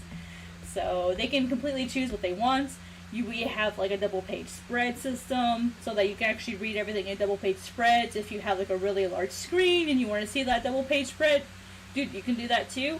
Or if you want to see 1 page at a time, you can see 1 page at a time. Or if you want to read panel to panel, you can read 1 panel at a time. So what I do for this company is I am a community associate. So basically part of my job is connecting with the community, being a representative of the creator base, being a voice between the other staff and the creators. So sort of like an ambassador almost, kind of, sort of. And then I also do asset production. So any sort of artwork or graphics that my company needs, I produce it for them as well. So I do that during the day. And then at night, I make my manga into YouTube. So I kind of do it for a living. That's why I said kind of. Because I technically make money on it for YouTube. I monetize here on YouTube. And then I also occasionally get donations. And then I have members here on YouTube. I've got 3 of them at the moment. So I do both. My manga isn't actually released yet. It's released, it's being released in June. Probably June 15th. So I'm kind of not sure yet. And that's what I'm working on right now, is I'm working on the pages for that release. So yeah, it's a lot of stuff. I'm busy. I'm always busy. Always busy. It's the story of my life, man. Story of my life, bro. I wish I did this for a living. Dude, that'd be the dream, man. That's the dream.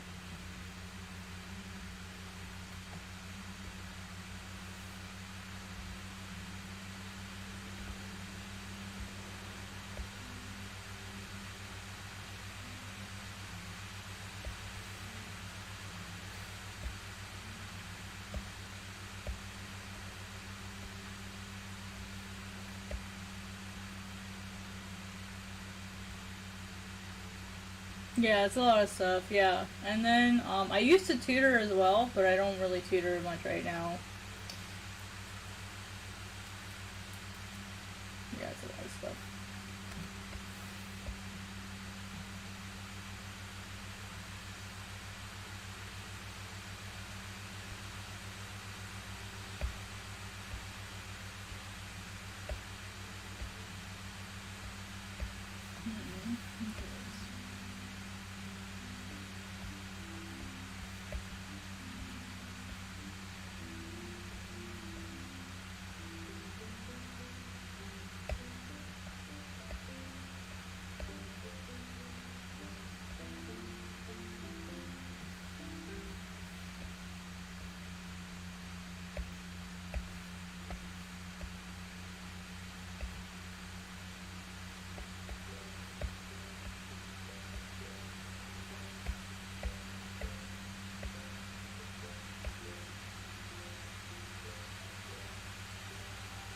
Well, that's because comics and manga is a very niche thing.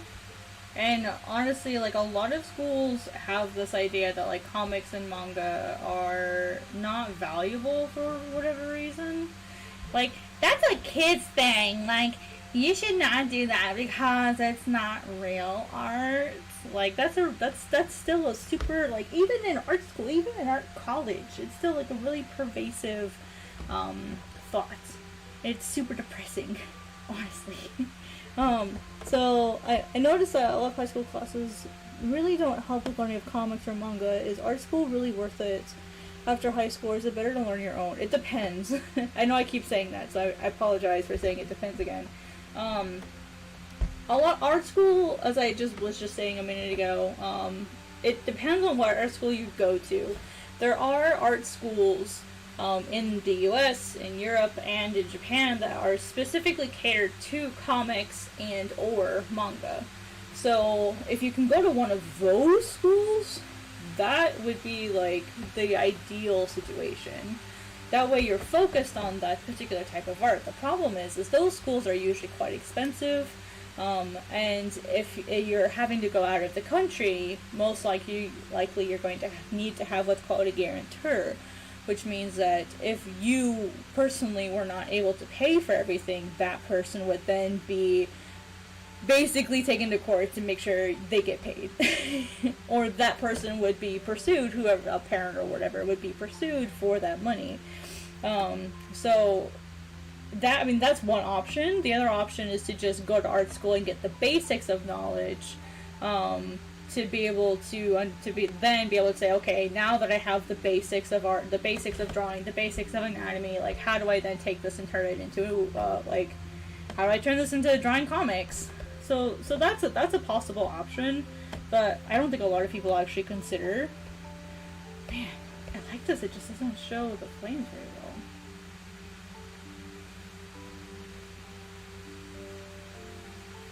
Okay, I'm gonna have to draw the rest of it myself, which is fine. Anyway, so, sorry, I was talking to myself for a second. My recommendation, honestly, is to figure out, first off, what is your budget?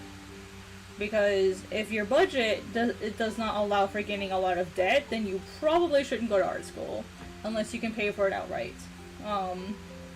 If you're willing to get because I'm just gonna be brutally honest with you, a lot of comic and manga creators don't make a lot of money within the first 5 to 10 years.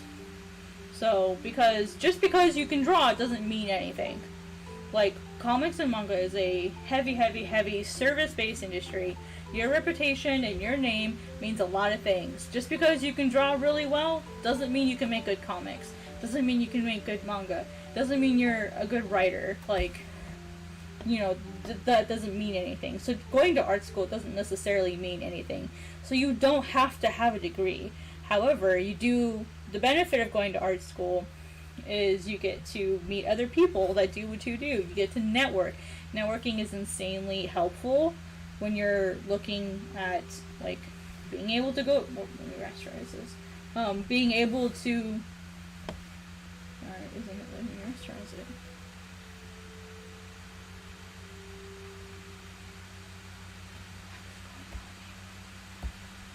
Oh, I see.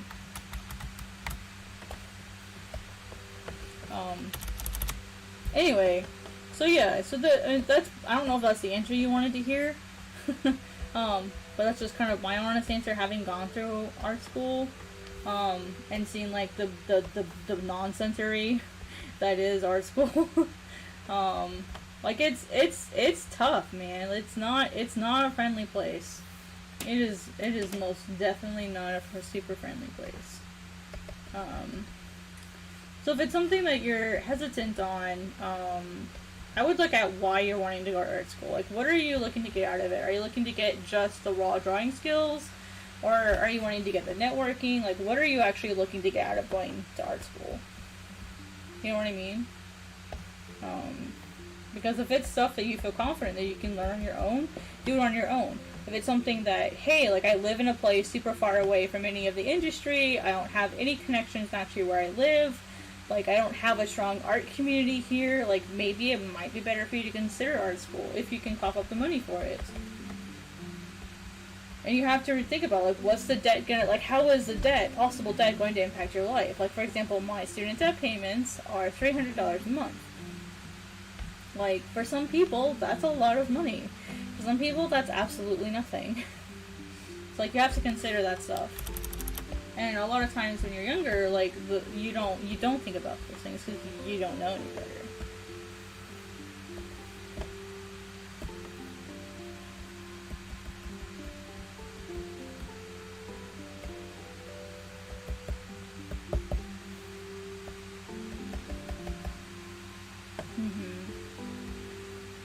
But yeah, you don't need art school to be able to have a career in comics and manga. Now, could it possibly help? Possibly. I didn't start drawing, really, until I was 17, 18 years old, so I never intended to be an artist. Like, I'm, like, a lot of people are like, I started drawing when I could hold a pencil! And I'm like, yeah, that wasn't me. It wasn't me. Like, yeah, I drew, like, every kid draws. Every kid draws. But it wasn't like, Mommy, I want to draw comics when I grow up. I want to make manga. I'm going to be the next big mangaka. Like that wasn't me. I liked drawing as a kid. Well, like, what kid doesn't like drawing? So yeah, like, so for me, like, when I decided that, you know, I was going to, you know, become an artist after I was already in college, I felt like going to college was a good way to help me catch up. So that's the main reason why I went to college. Is I was like, oh shit, I'm already 18, I gotta catch up. I was trapped in this thought of, oh my gosh, I'm so far behind, I have to use college to catch up. Now, did it help me catch up? Yeah, I think so. Could I have succeeded without it? Maybe, but I don't know. I'd have to go back and change the past, and that's not something I can do, so it's not really something I dwell on too much. Do I hate the debt? Yes. Yes. It sucks.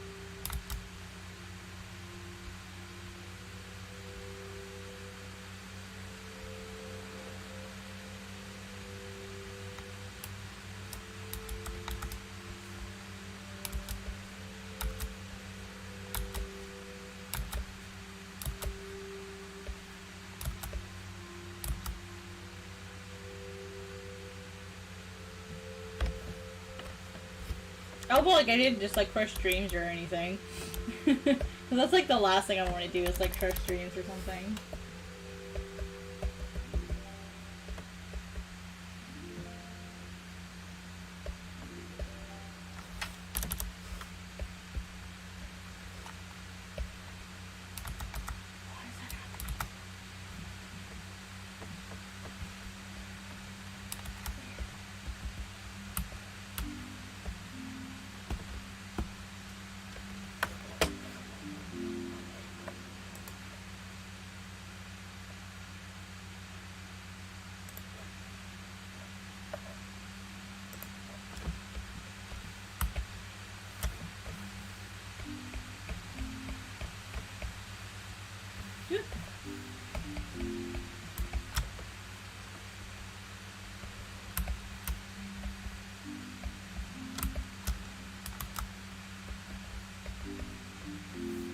And, like, some part of me wants to be like, yeah, believe in your dreams, you can chase anything. Like, part of me, like, wants to be that, but part of me is also like, bro, you gotta be realistic. Don't make the mistakes I made! Because also, like, yeah, so I graduated, 2015. Wow, I had to think about that. I had to think about what year I graduated. But yeah, like, oh shoot, this is the wrong layer. No! had to, I had to think, like, I have to think about that kind of stuff. It's on the younger side. You're calling me old. I know you're not. I know you're not. It's okay. You're good. So your username rings true, eh? Art school's a big question right now because my grandma wanted me to, but I feel like I don't really need it. It depends. It really does. So like, so there's two groups. There's two groups of people at art school. There's the people that are naturally gifted and those that are not. The question is, which one are you? And then there's a second. Well, then there's a second category that you can take: the people who learn quickly and the people who don't.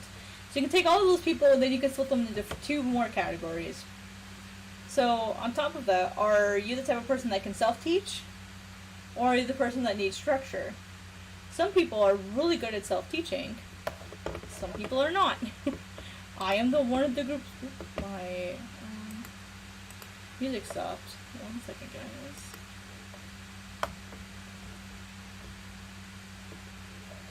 Why did it? There it goes. That's weird.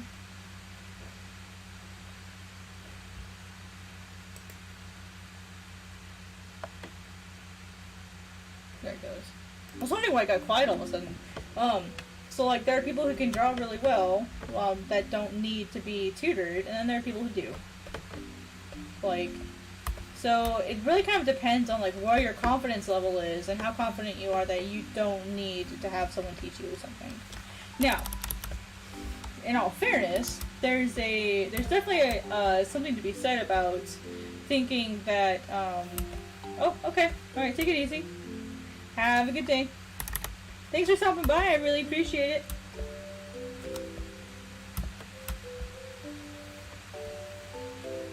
No worries, you're good. No worries, no one's ever obligated to stay. Always feel free to shoot me a message if you ever need it, okay? Yeah, of course. That's what I'm here for.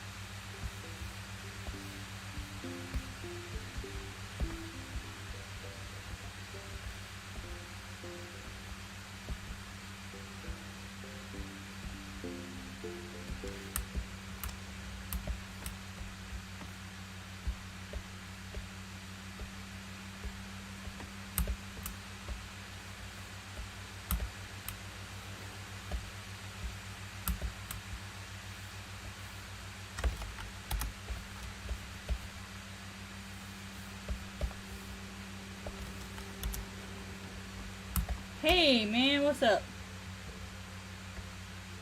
Thank you for coming by. I appreciate it. Have a good night.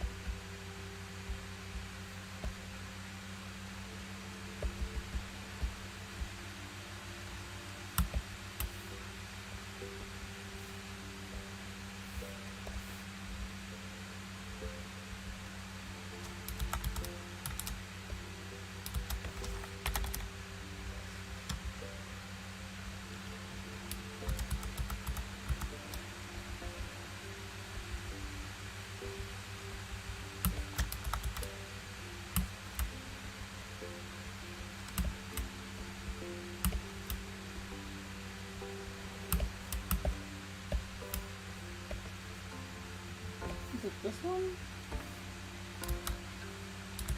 There's one that like makes really cool like circles. I think it's, oh, it's the black spot, this one.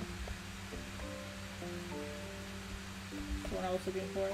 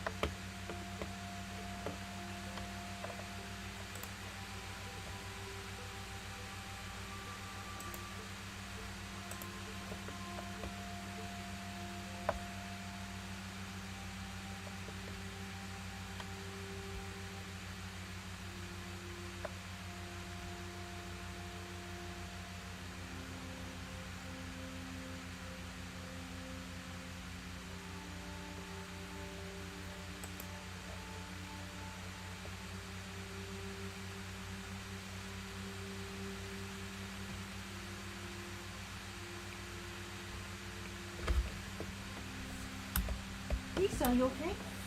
Lisa sneezed again.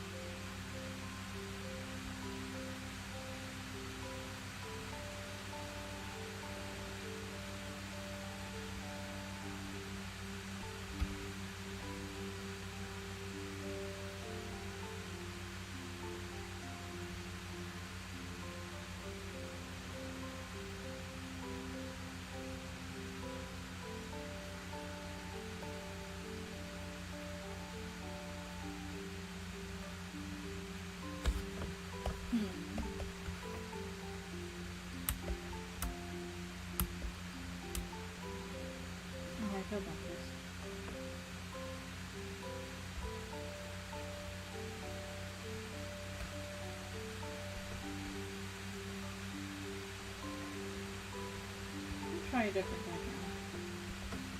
Sometimes you gotta try a couple before you find the right one that, you know, actually looks good.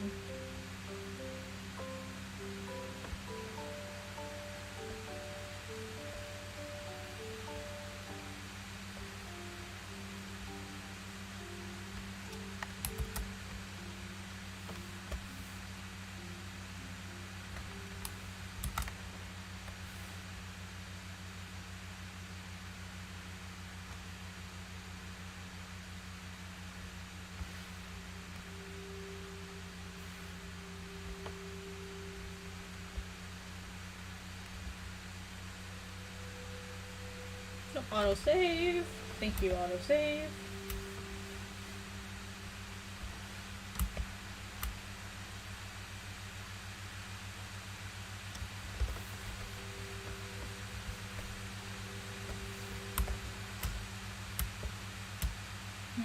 Maybe instead of white, you give it a thicker black line art. Let's try that and see if it helps.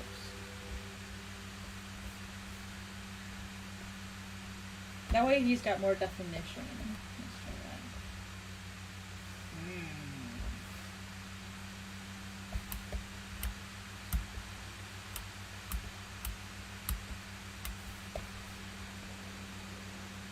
I feel like the black definitely looks better.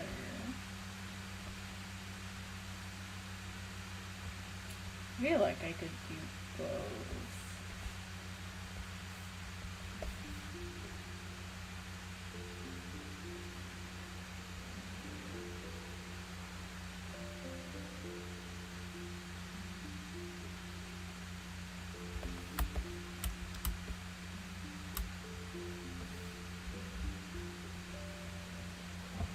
Ooh, that's nice.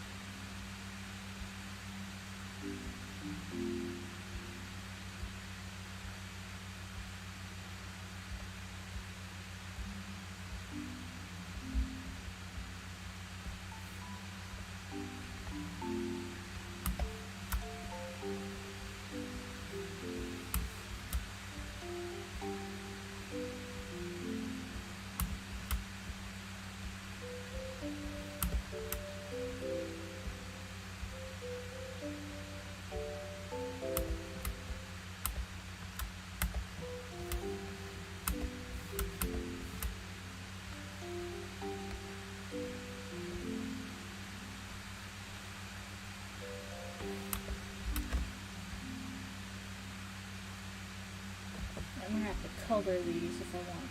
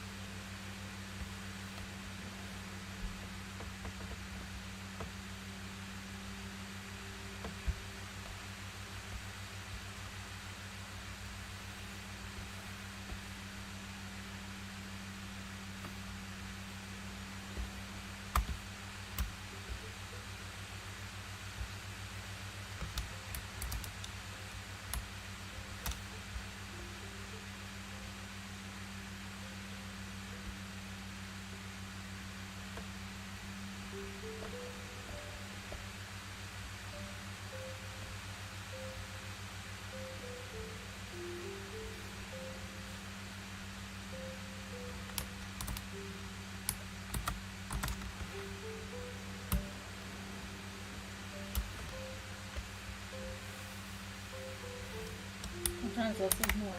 That way it's like a solid fill. And then I don't think I need such like a heavy set liner. Use a thinner one.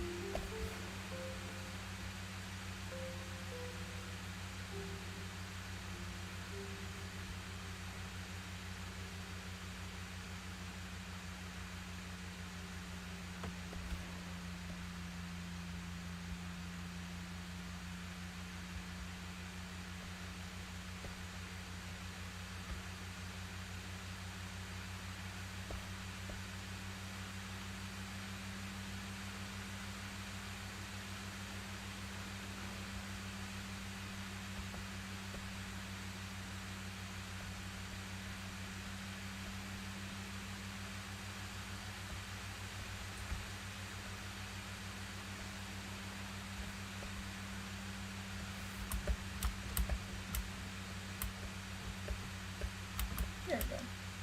Now we can put in fills. Okay, so now we're going to put in the fill for Ox feet. Should be pretty easy.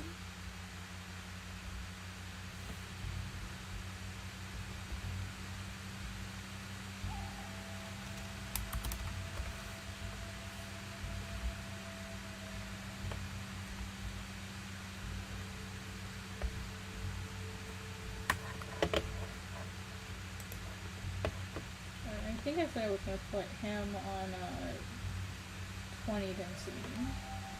Or, I mean, yeah, 30, sorry, 30.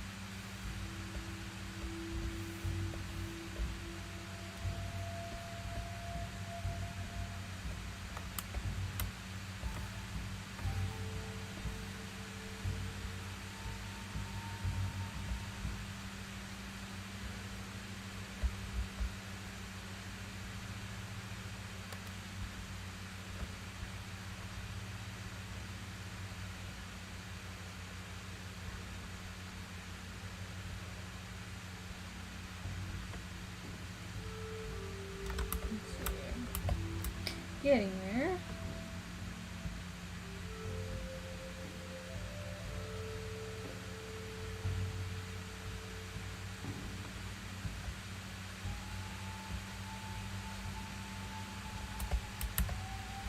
Right now that we've got the proper tone, let's do the silver float.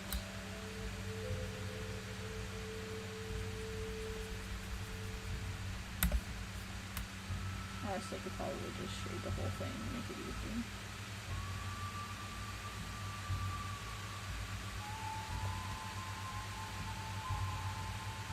It also would help outline his chest here.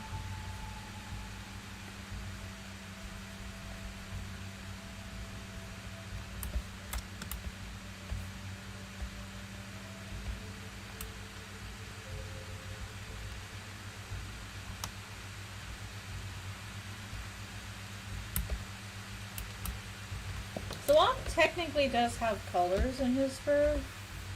Let's see.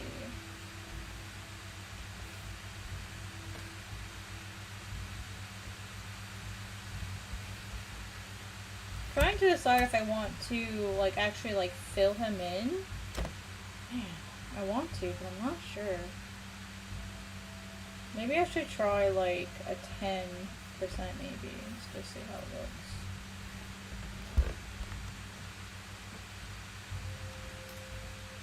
Or I can just keep it at 30 and try it. See how he looks.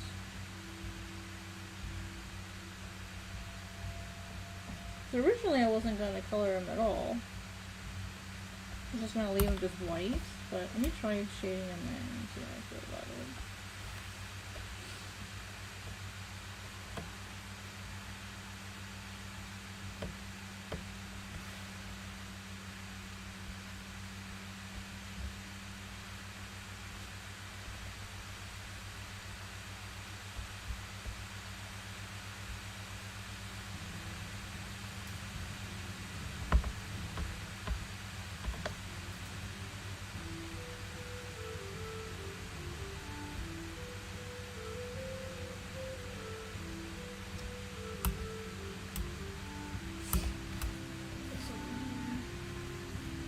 Oh, what am I doing? I have this already open.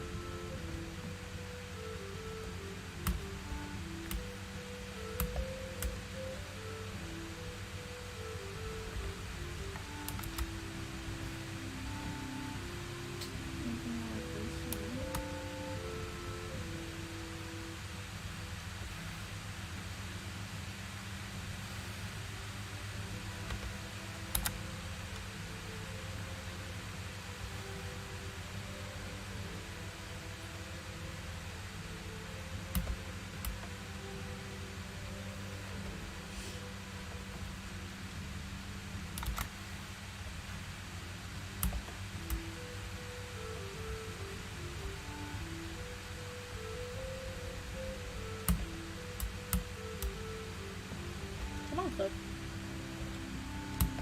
I was just saying autosave. Autosave!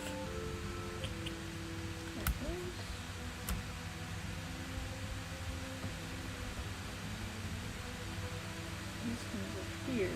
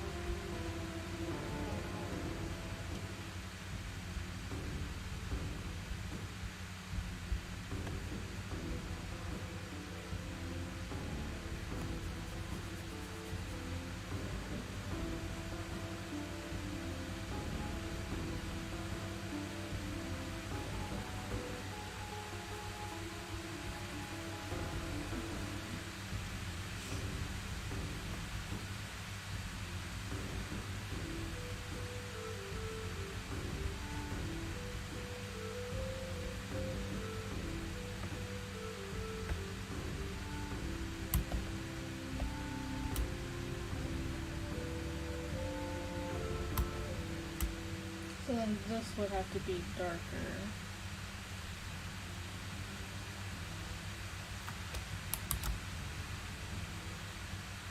think I can make the rest of him 10. Oh yeah, this is on 30, isn't it? Yeah, the rest of it is on 30 at the moment. I'll have to select all of this and make it a darker.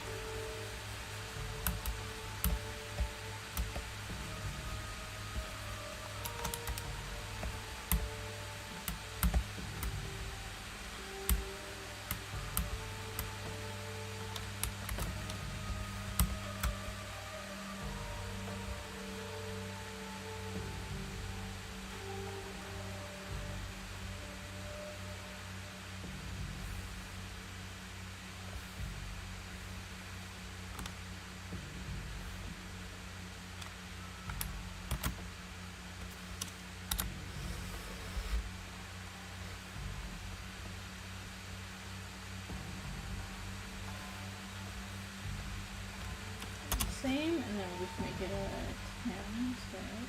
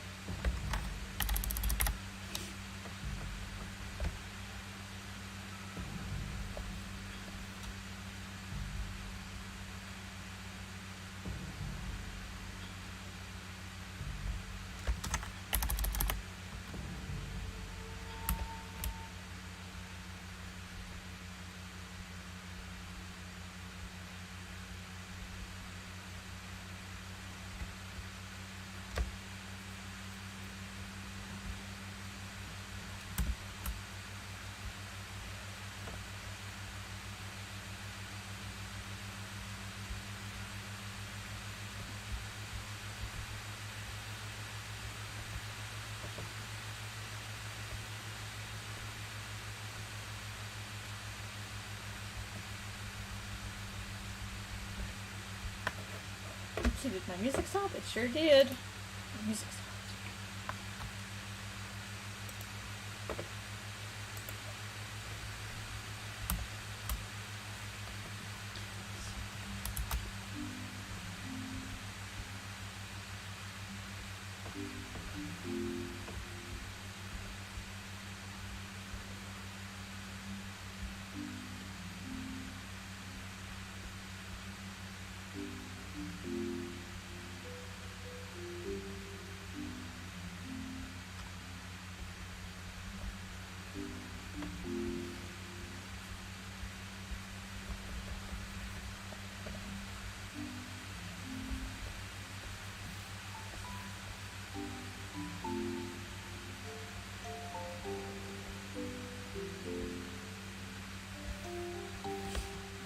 to be darker. So let's try a 50. That way they stand out more. Yeah, there we go. I don't know how I feel about that.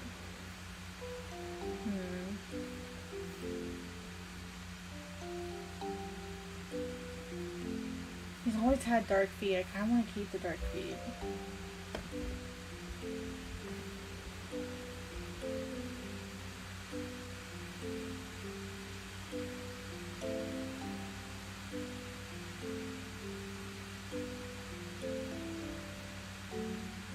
Alright, well we'll just, I mean, like, I wanted him to have sort of a Shiba coloring too.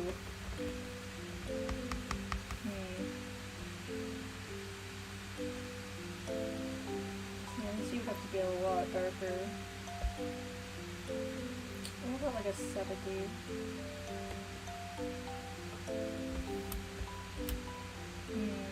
First have it be like a gradual change.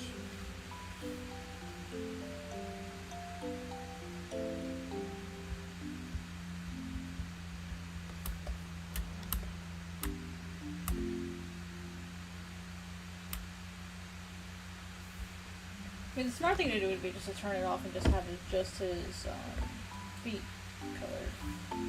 That'd be the smart thing to do.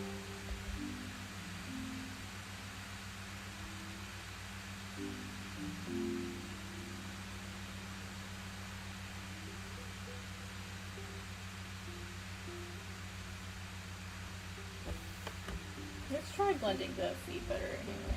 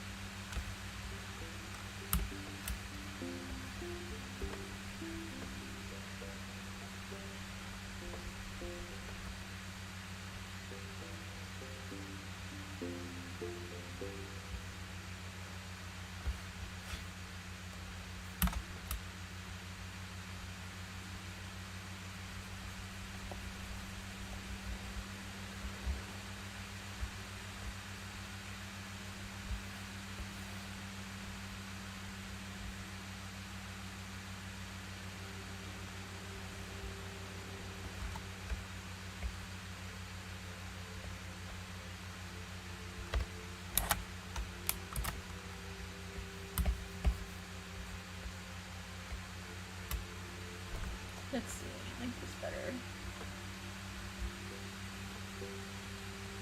Make sure I keep that edge clean.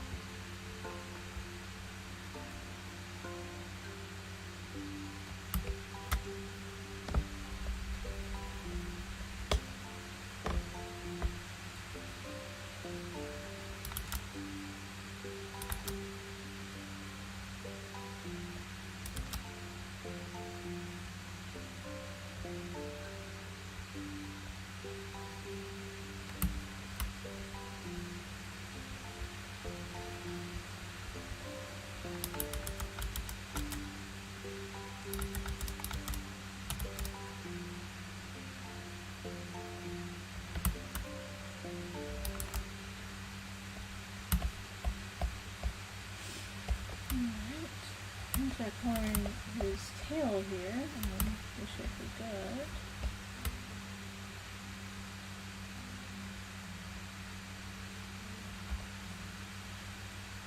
I've had a lot of experimentation today, so I apologize for kind of the uncertainty and the kind of just wandering around.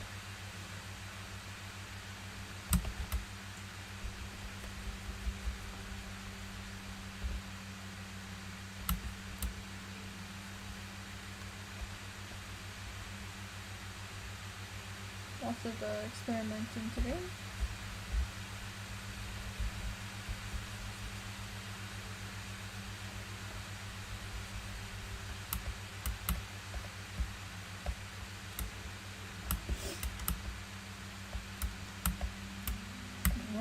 30, and that's what I wanted this to be.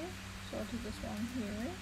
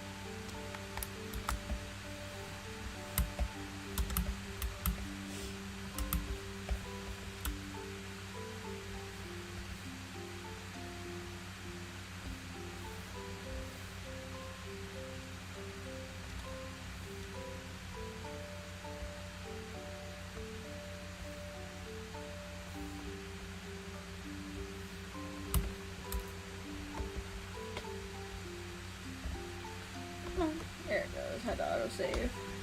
Does that sometimes?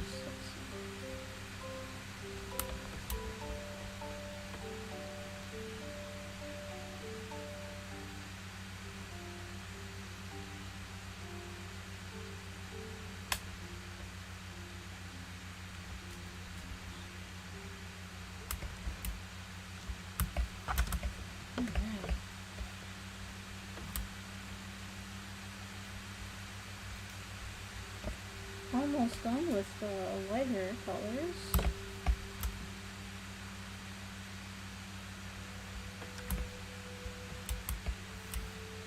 Alright, looks like I'm in the black fills. Now, theoretically, if I did this correctly, I should be able to use this particular tool if I used it right.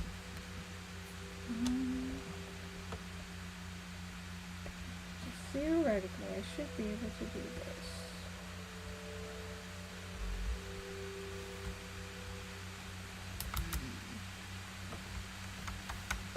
The wrong one.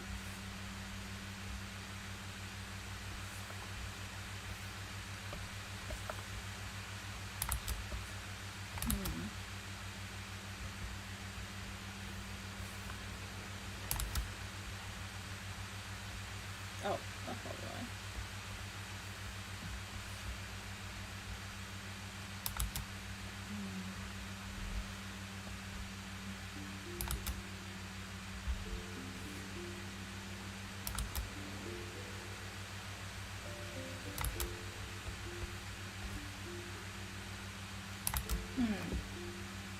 What's going on here?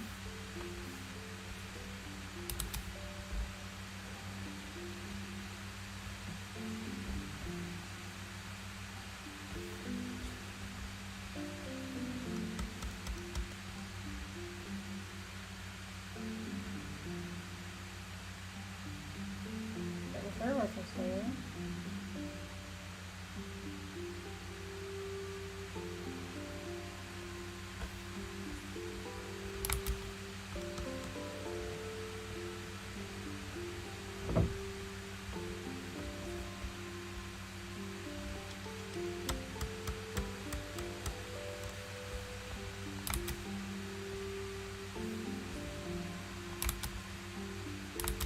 Why is it not doing what I want telling me to? Why is it doing that?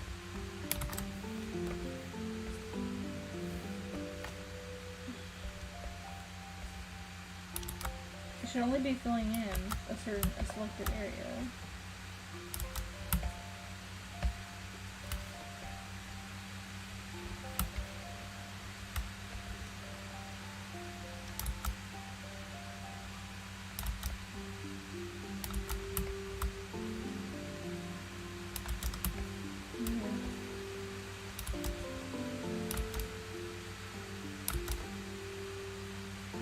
I'll have to figure out what I'm doing wrong. That's okay.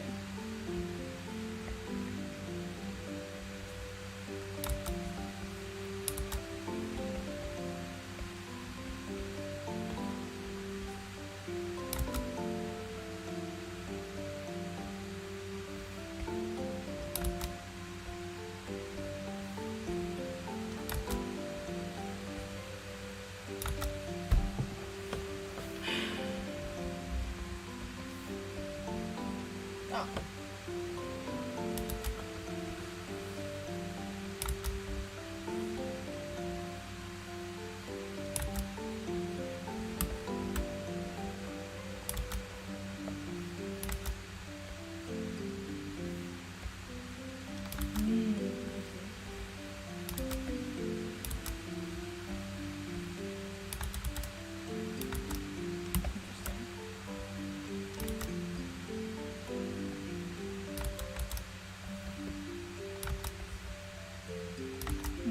Okay, now I see what I was doing wrong.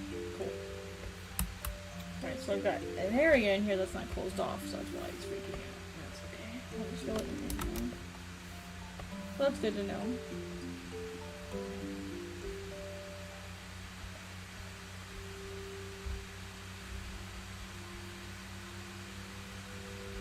Maybe more careful about closing off my line art.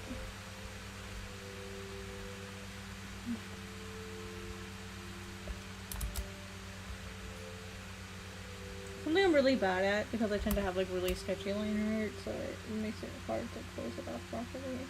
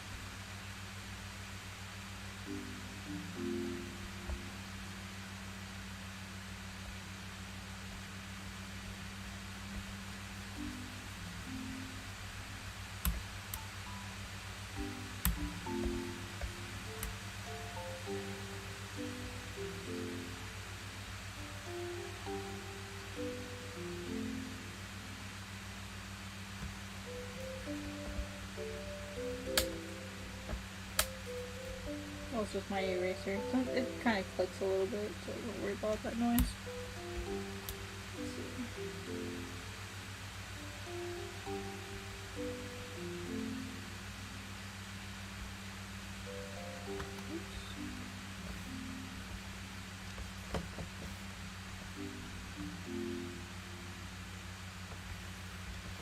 Oh, let's see what time is it.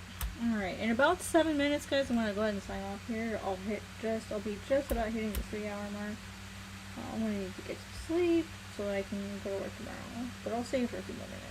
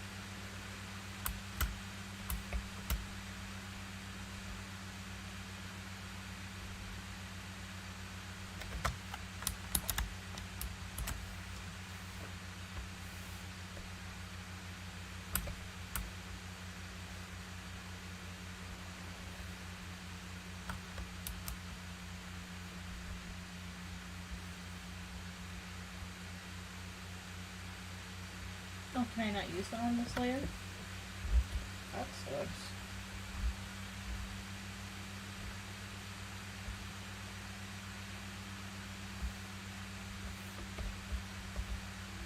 Oh, that's a bummer. I didn't realize I could use this tool. Oh! Maybe. Yeah, that's weird. Man, I have to do it manually. Hey man, what's up? Okay, something's wrong. It's not working. Oh, I'm on the wrong layer, that's why.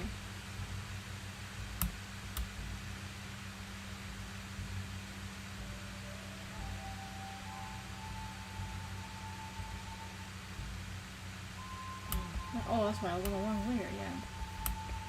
How you doing?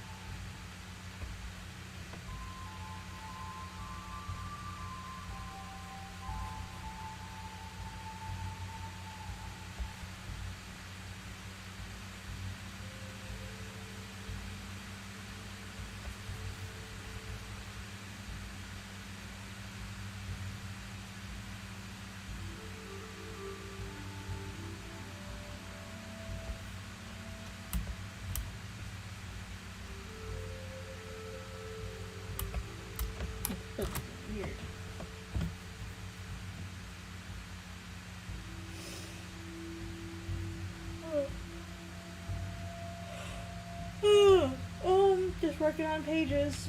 You know how it goes.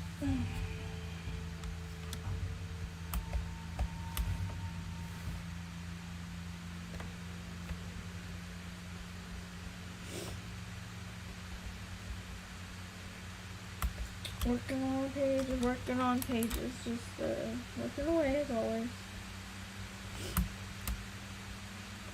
Which version of Alice in Wonderland? Because I know there's a couple. Which one?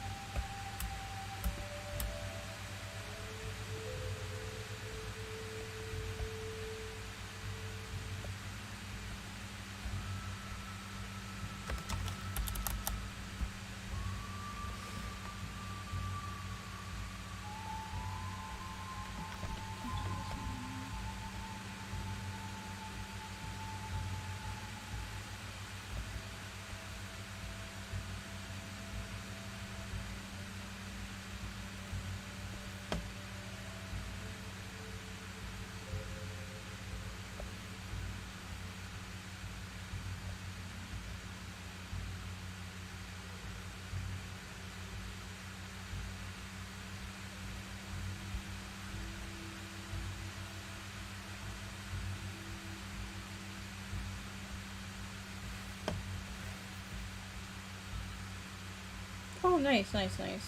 Yeah, it's different watching it as an adult, isn't it?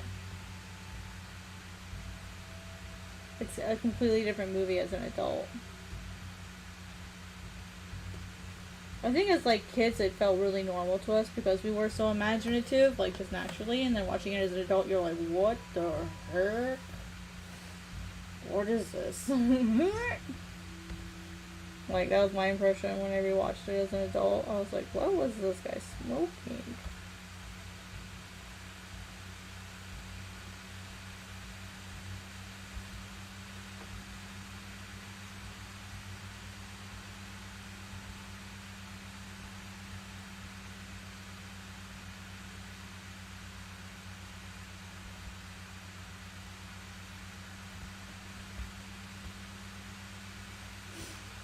It's not like a different movie in a bad way. It's just, it's like, how did I think all of this was normal? Like, how did I miss all this? Like, that's kind of how it felt. It was like, how did I miss all of this last time?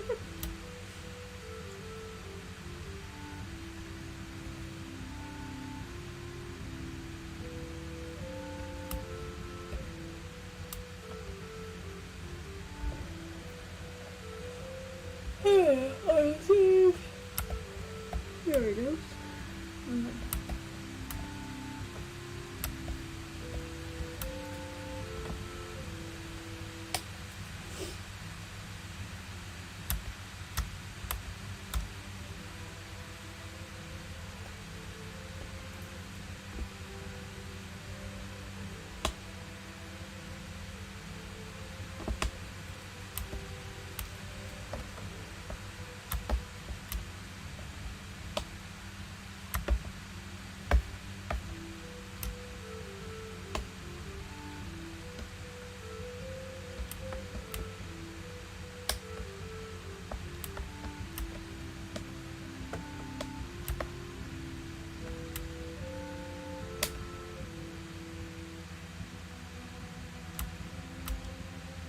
I mean, that's not what I meant. What I meant is, like, to be able to think this creatively is, you know, really cool. And, I mean, some people just don't think that way. It's not that it's bad or anything, or it's not that people that don't think that way are bad. It's just a completely different way of looking at the world. That's all.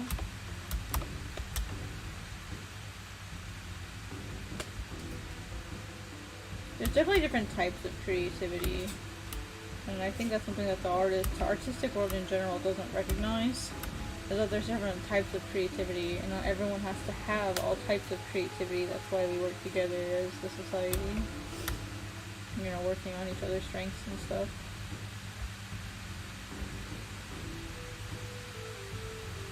You know, we all kind of have our own unique way of interpreting things, and I feel like it's better if we work together with the different types of interpretations that we bring to the table, rather than like, and I'm not you saying this, but like other people will like mock each other, like, ooh, why do you think like that, or that's stupid. But it's like, me, I didn't ask you. You know what I mean? Like they're, you know, or there are some people who are like, ooh, you like that stuff, or ooh, you like this, like, ooh, that's dumb. It's like, but there's not one answer. There's like 50 answers, so why does it have to be this one? Especially with like art and creativity. You know what I mean? That's why I like math so much, is a lot of times there's more than one way to get the right answer. You know? Like, it doesn't, like, in the real world, it doesn't usually matter how you get to the answer, it just matters that you get there, and that you can prove that it's the right answer. That's all that matters. And there are too many people who are hung up on the wrong and right way of doing things. It really isn't. For most things out there isn't a right or wrong way to do things. Oh, I don't like that at all.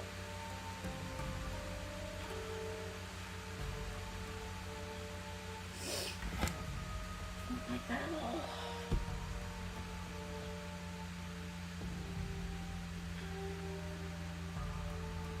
Maybe I need to just keep going and add the light. Maybe it'll be better. I also gotta add her hydrangea, her flower stuff.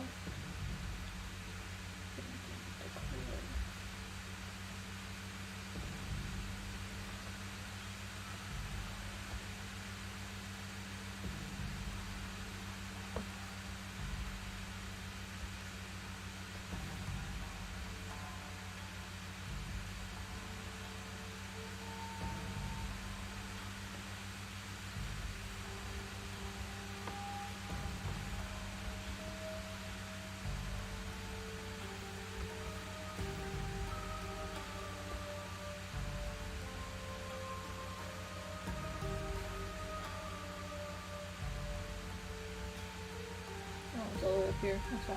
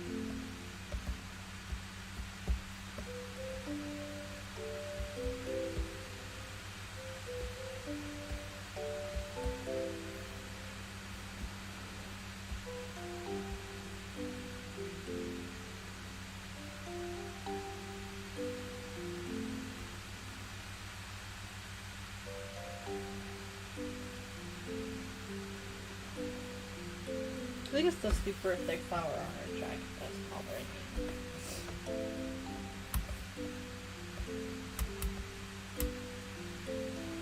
And I forgot the frills. I forgot the frills on her jacket too. Yeah, I gotta make some fixes.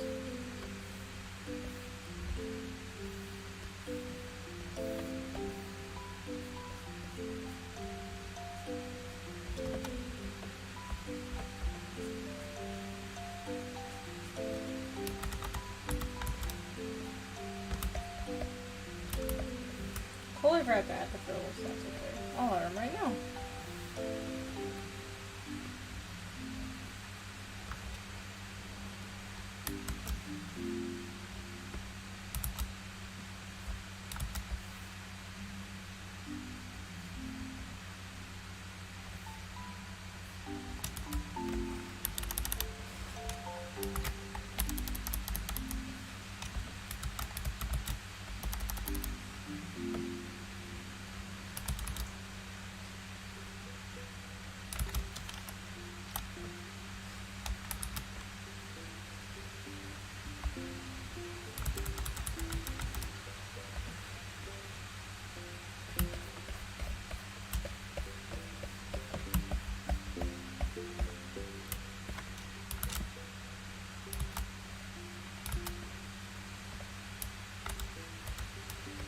To see there's a way I can do this without having to draw every single little strand.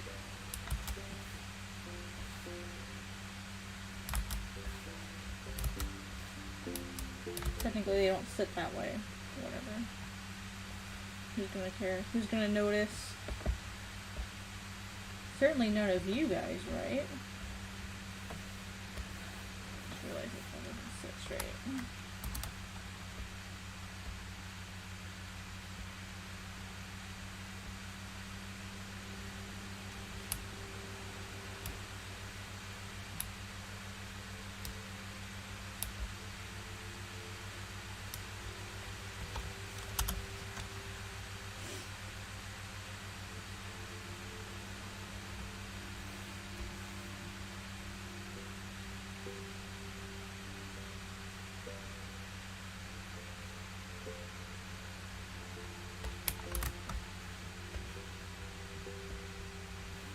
Damn it. I hate when I do that.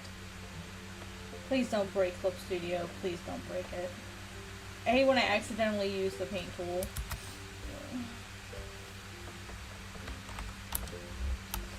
Sometimes it breaks Clip Studio and it's like, oh, did you want me to do this? And it's like, no.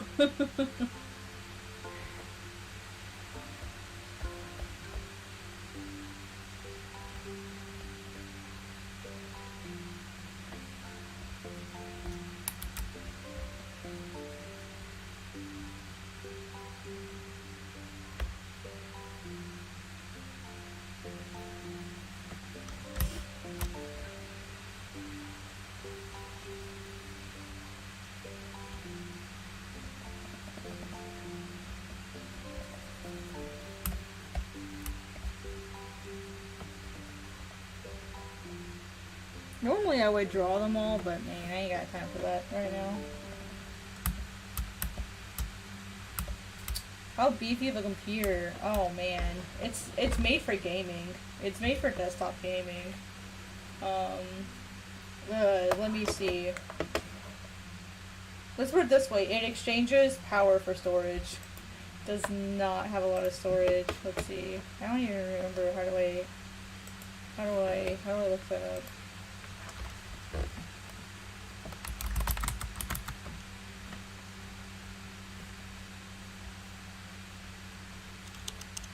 system, that's what it is. System information. Let me see. I mean, I don't think it's super beefy. It's older, too. Let's see, it's an Asus. A Zephyrus model. Let's see, processor is AMD Ryzen 7 3750 57 hertz. Sorry, let me try this again. AMD Ryzen 7 3750 hertz with Radeon Vega GFX at 2300 megahertz. Quad core processor, 8 logical processors. Let's see, what's my RAM? 16 gigs of RAM. But its storage space is only 500 gigs. Yeah, I use a lot of external storage.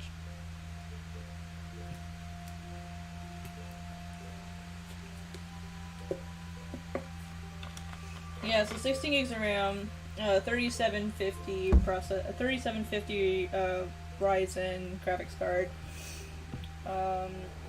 And then, yeah, 16 gigs of RAM. Like I said, it's made for heavy stuff. Yeah, and it's a laptop too, like it's completely portable. But I have all of that in exchange for storage space. Doesn't have a lot of storage space, which is fine.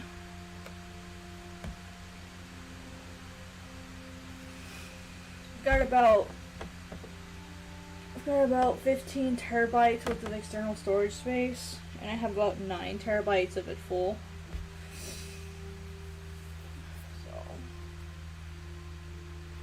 So much data.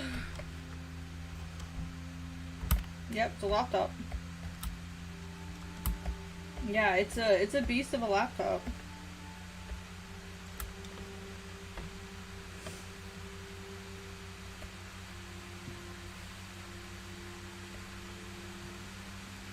Yeah, it costs. Yeah, I mean, it was not a cheap machine. I think it was 13. I think it was 1300 for this machine. So it's not a wimpy laptop. That's why I tell people, like, you don't need a desktop. And I need the portability for work stuff. So, but now that I have that, I can go in and do this.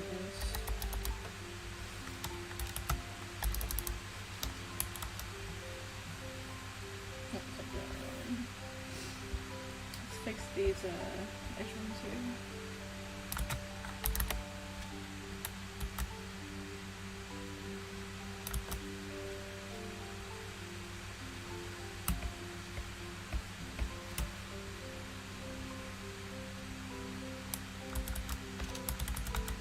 Too big.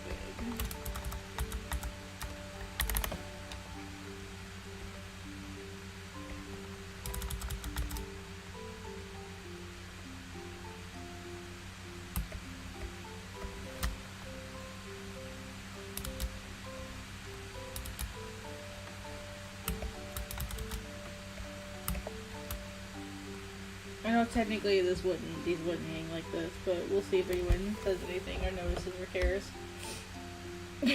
We'll see if anyone even cares.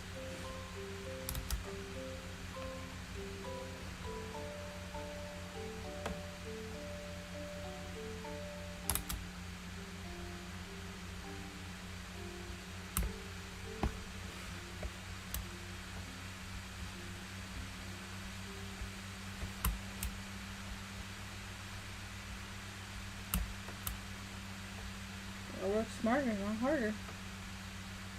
As long as it doesn't look crappy, you know what I mean. Then you have just 1 or 2 external monitors? If I include my drawing tablet, I normally have 3 total monitors. But because I'm temporarily living with my dad, I get to use one of his external monitors, so I technically at the moment have 4.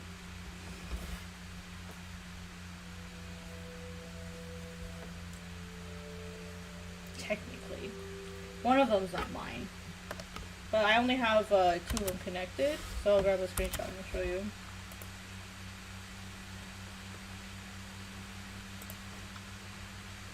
So I have 3 monitors right now. This is my drawing one, this is my laptop, and then this is the TV above me on the wall. We got 3 monitors right now. I've got one for my drawing, one for OBS, and I've got one to watch YouTube.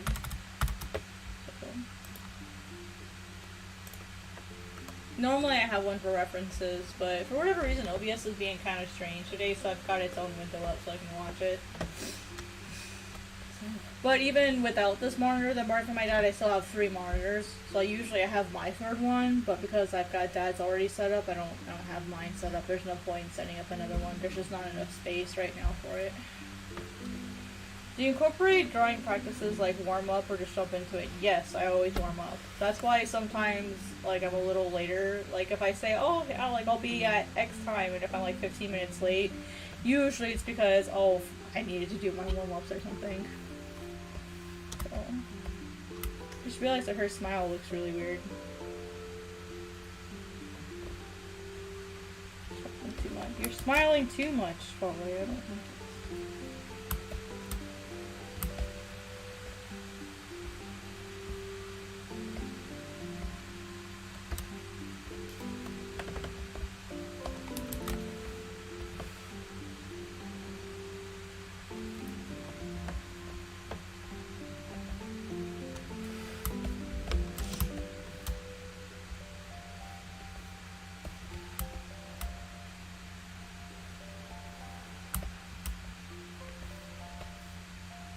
But yeah, I definitely do my best to make sure I do warm-ups.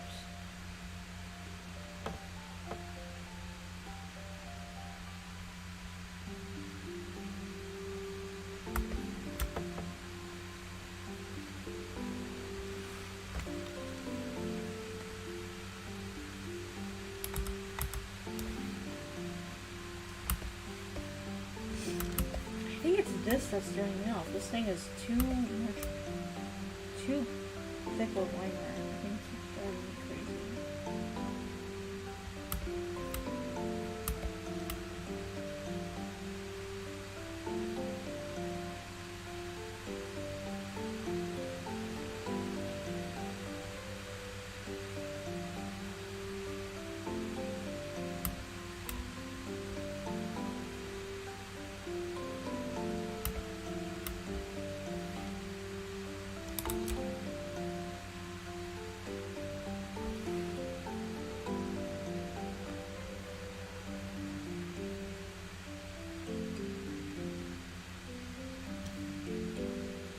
Yeah, I think people who don't warm up for drawing are like athletes who don't warm up before a big game.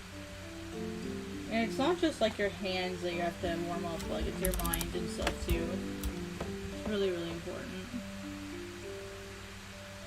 But a lot of artists don't think of themselves that way. Like, it's just drawing, and I'm like, not really. You gotta loosen up your hands, you gotta loosen up your back, you gotta loosen up your legs. Gotta open up that, open up your thigh and pelvic region so you can get good blood flow there, because if you sit too long, then you can do damage to it. That's one reason why, you don't see it, but I have an alarm that reminds me to move my legs. That way they're not sitting still too long.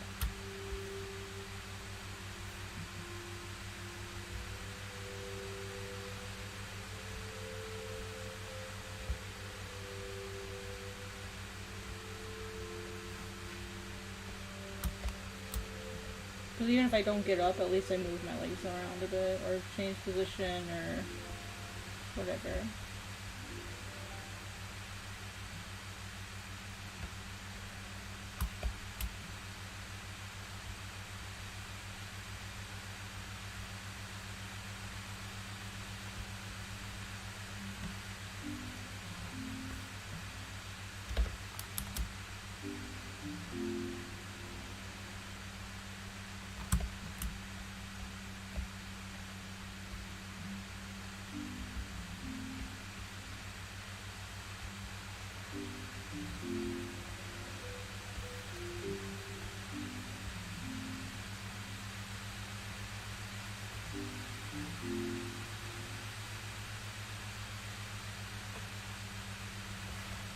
Hey, Missing, what's up?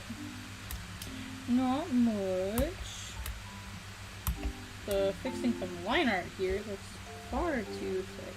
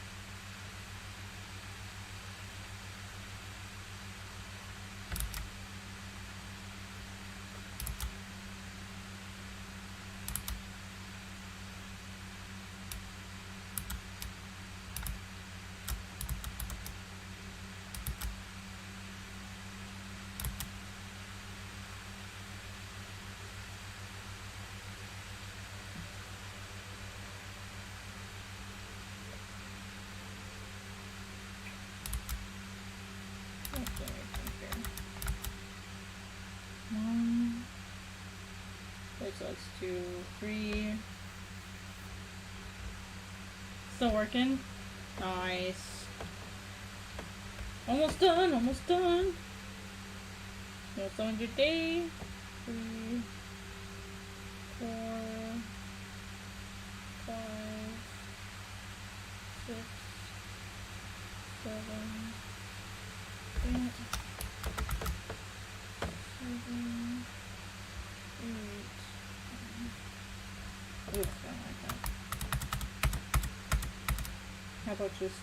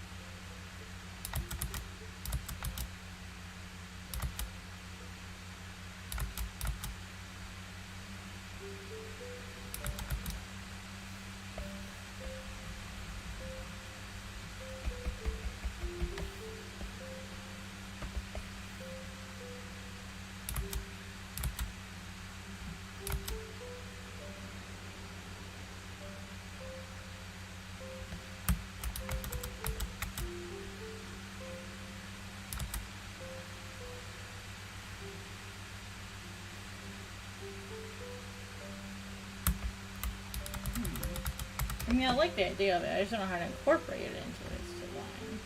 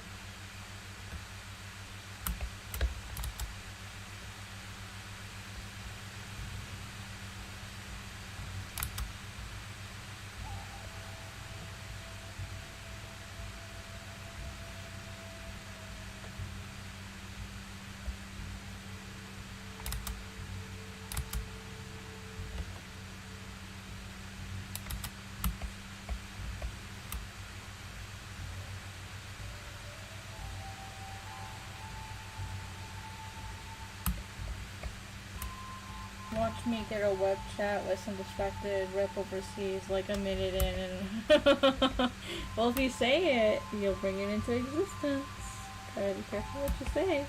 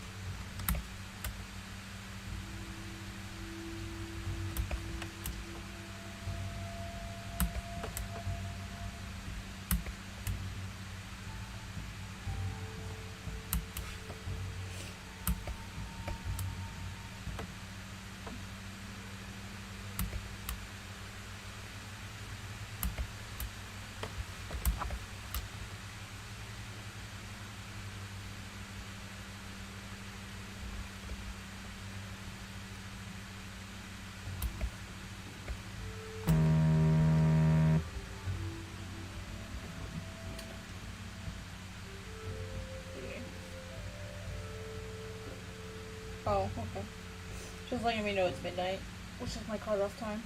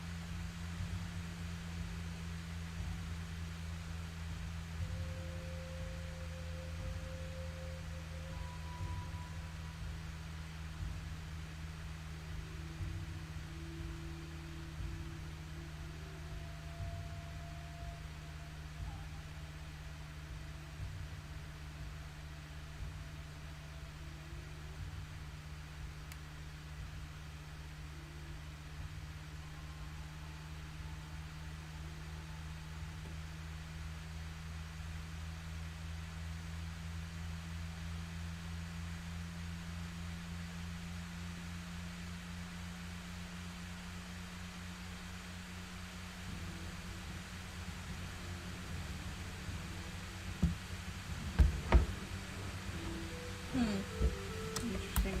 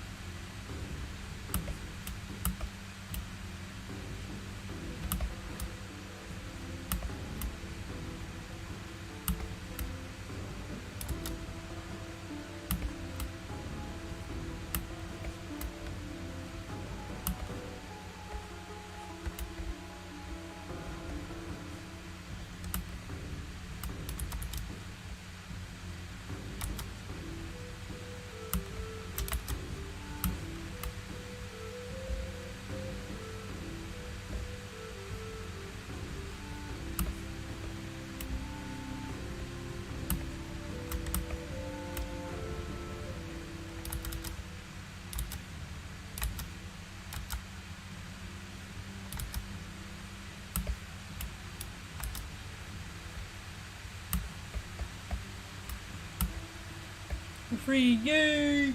Good job. Sweet. Now you're gonna go home and get some sleep, right?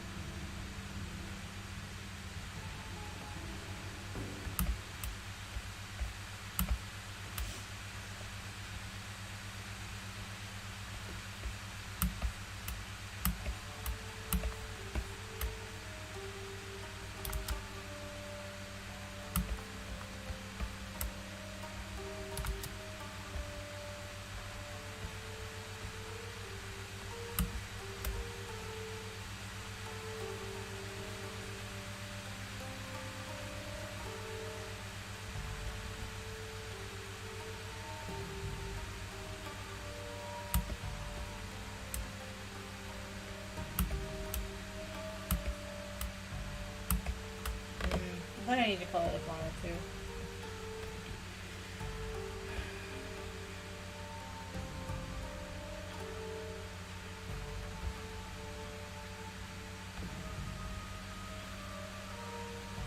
Yeah, the flower will be too distracting.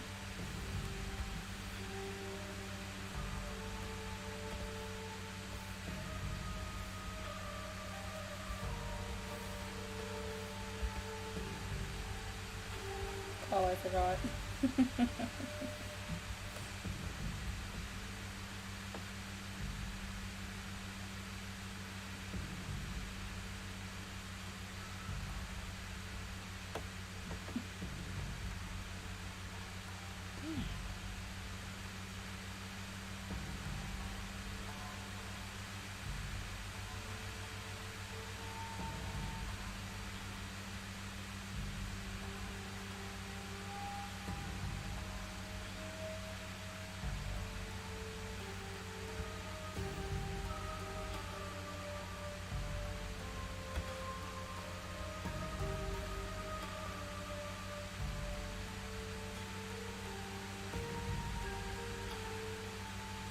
I don't think she'd look better in all black.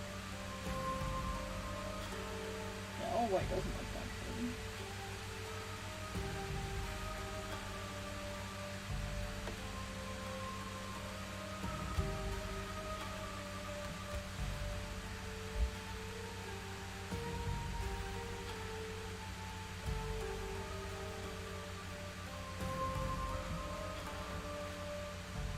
Honestly, I don't want to have to keep drawing that flower, so...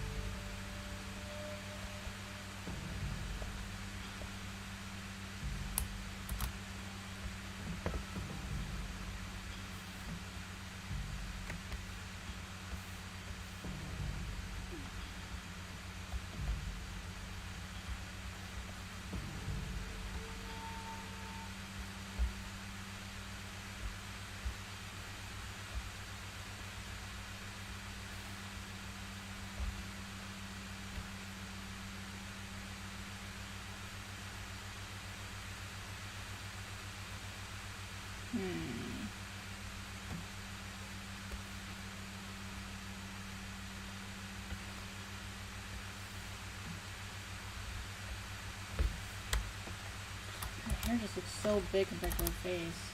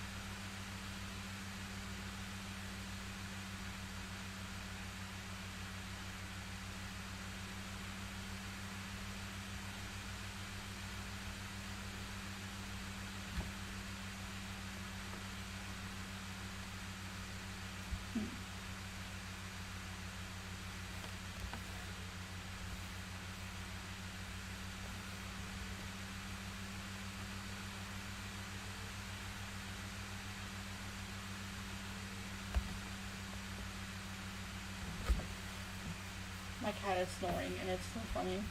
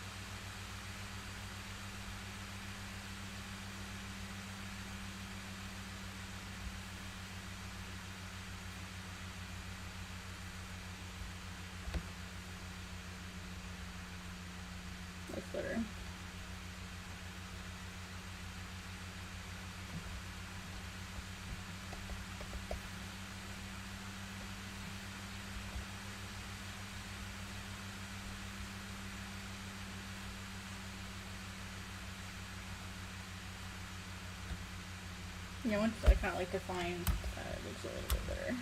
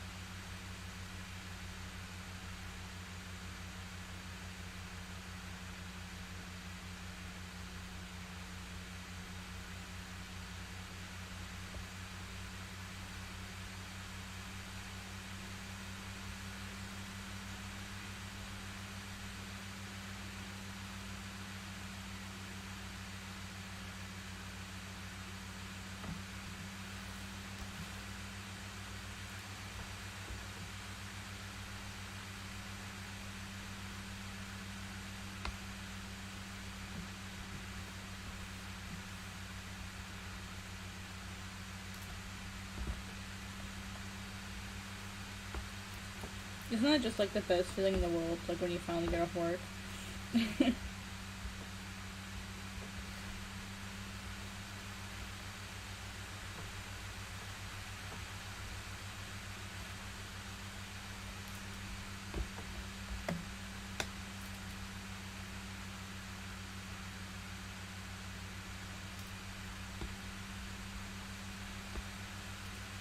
I said, isn't that the best feeling when you get off of work?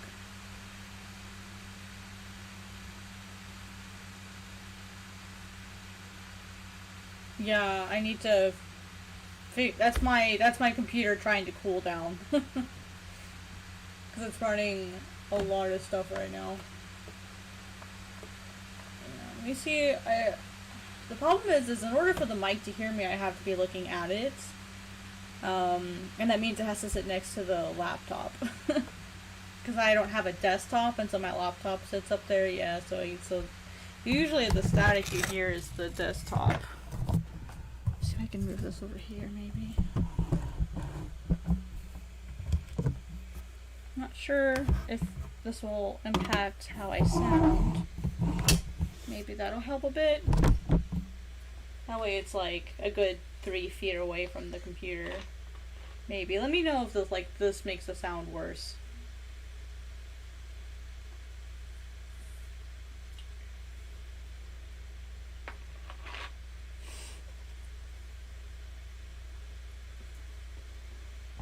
Or like lower quality.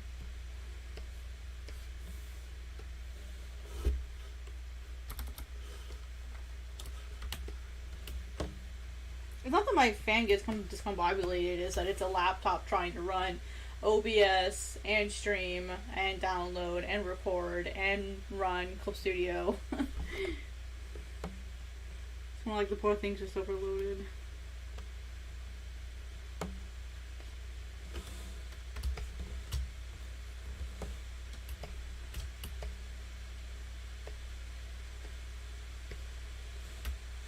Yeah, so it's just trying to run a lot of things. That's all.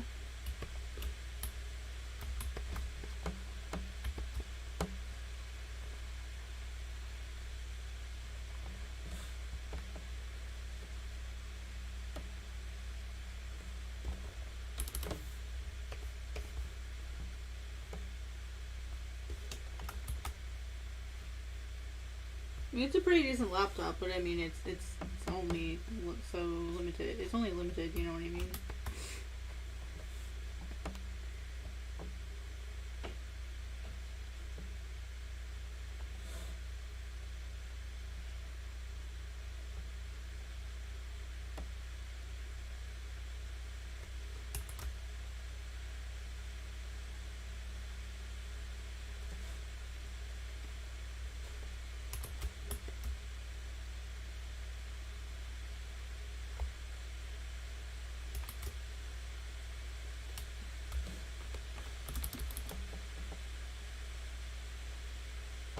Let's see here.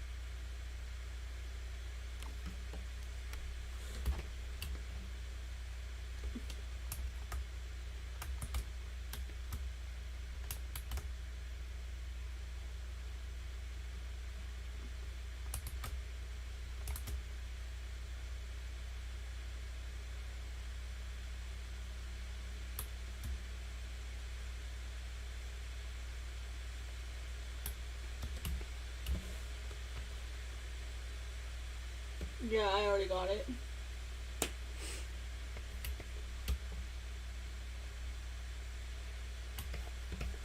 I think I've already responded to it. No, you're fine.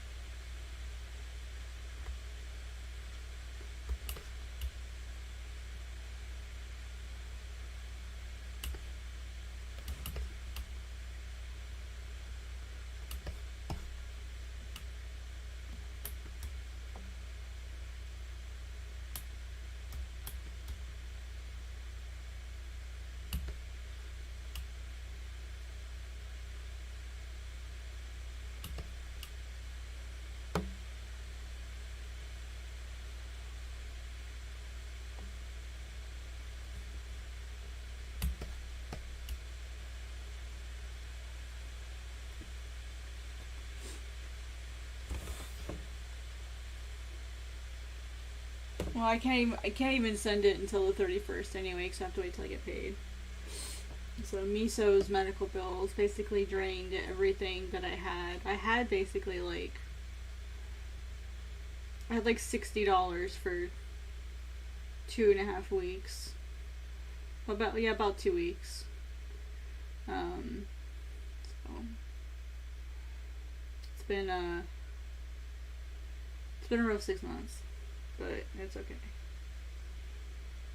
Been very, very, very, very expensive last 6 months.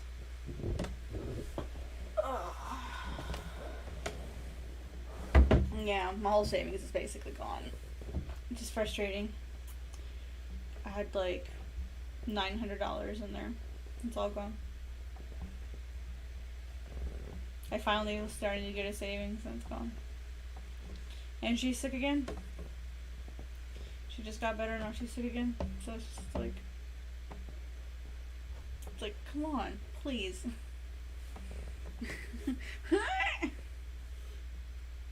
Oh no, it's fine. Like, I'll have the money. I'll have it. All she needs is more amoxicillin. That's all she needs. We're past the hard part. She has like a respiratory infection, which I guess is really common in cats, especially when they change environments.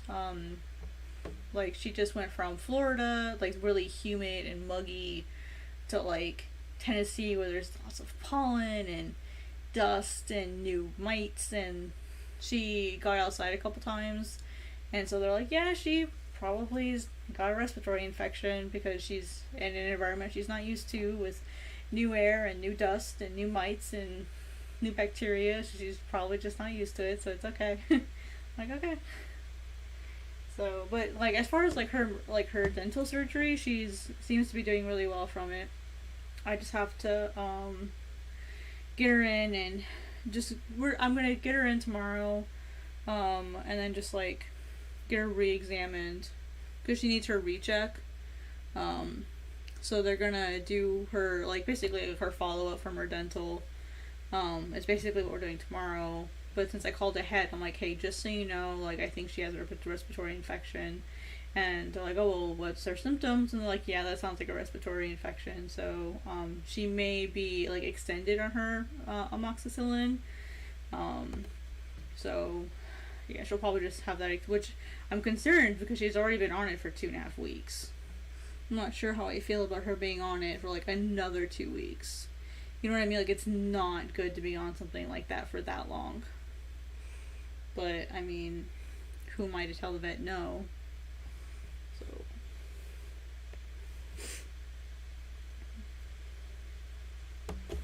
Yeah, I'm just really worried for Miso. It's like, should we just let her body try to fight it off on its own this time? Like, damn.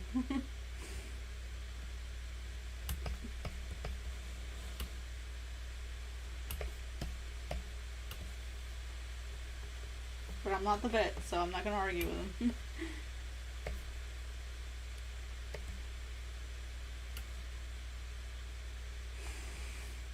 I'm just worried for her.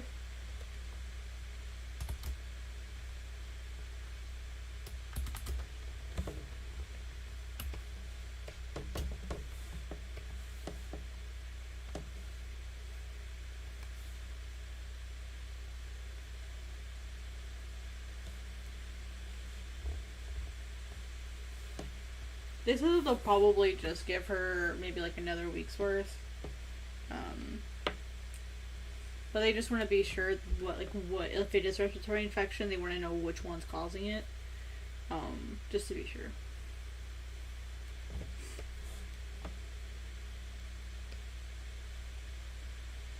Because if it's like, you know, it could be any number of things.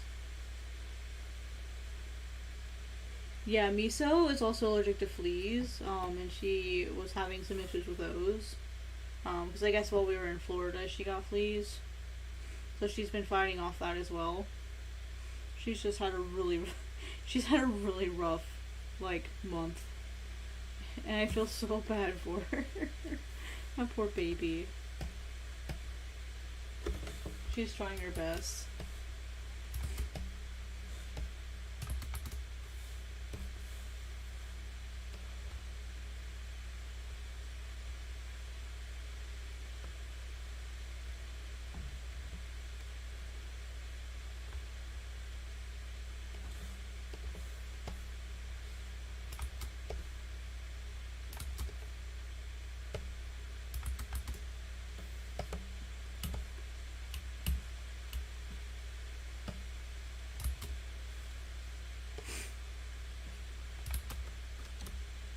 She's a trooper, man. I had no idea she was ill. Other than her body felt really warm and she had like a possible seizure. Like we still don't know if that's what it was. But man, that was my only hint that there was something wrong with her. She was still eating like normal. Like there was nothing to show that there was an issue. So she's a trooper. I hear a lot of cats are like that. So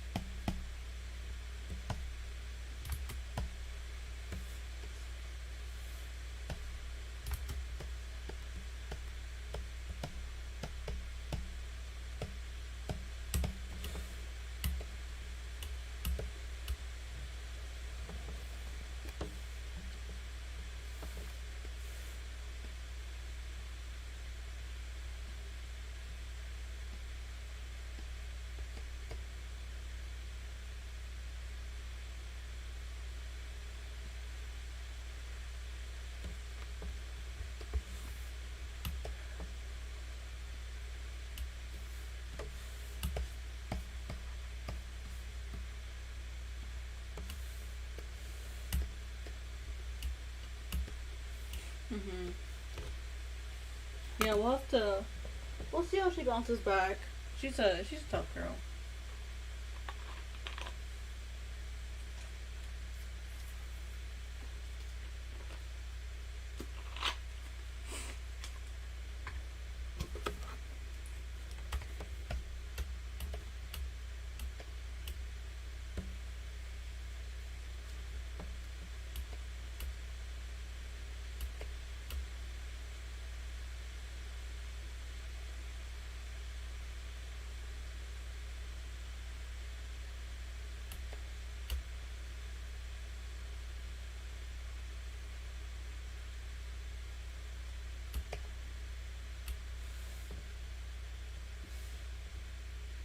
Yep, have a good night. I probably won't be here much longer either.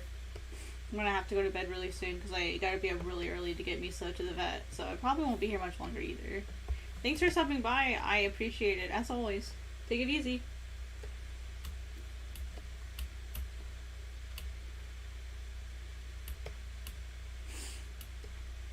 Yeah, there we go. Oh, and then the yeah, this too.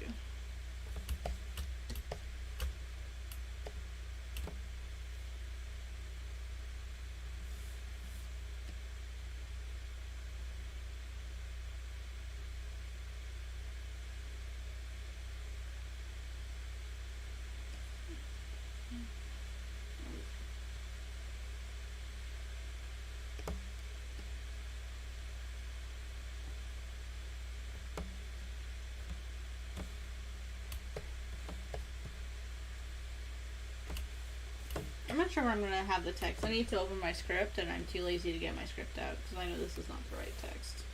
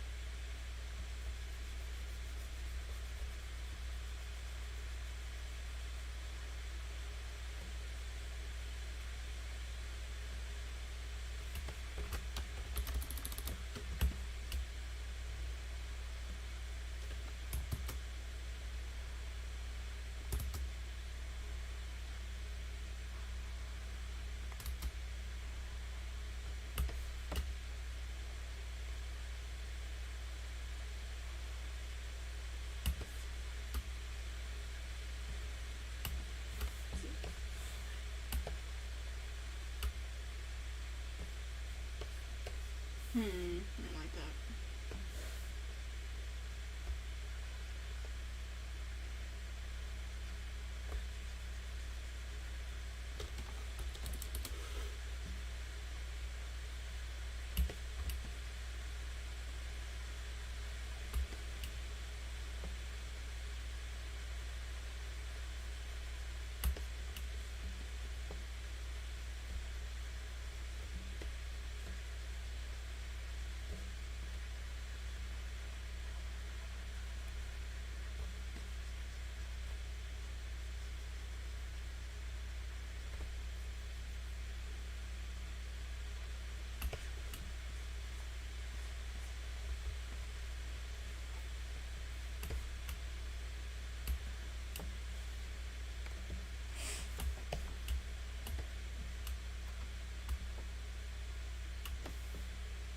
I'll just put like placement text in, like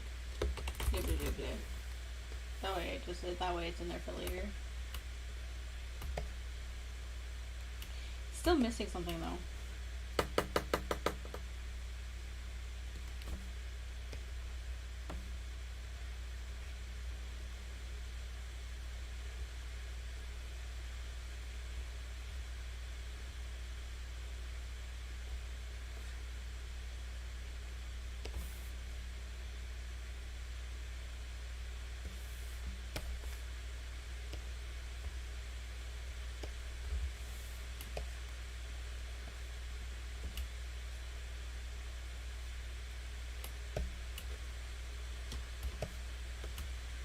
Oh, it's auto saving. Not fun.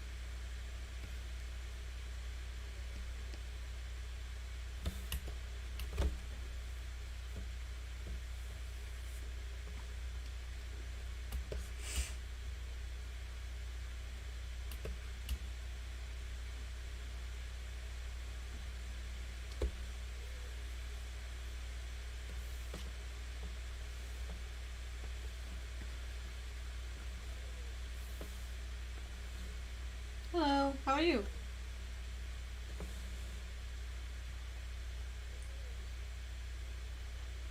Oh, what layer is this? I think it's this one.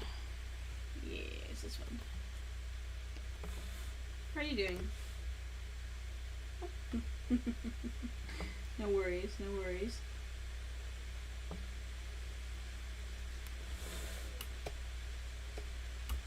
I kind of figured that was you. How are you doing?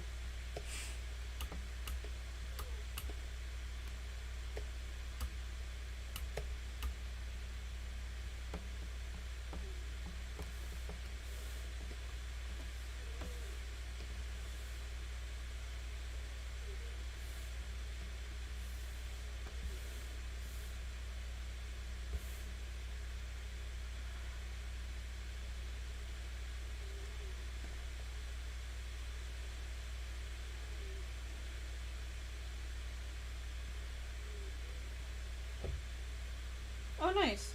Yeah, I'll probably be going to bed here really soon too. Maybe probably within like the next 15 minutes. So I gotta be sure I get up early so I can get my cat to the vet. But yeah, thanks for stopping by. I appreciate it. I wish YouTube had like a rating feature. That'd be really nice, wouldn't it?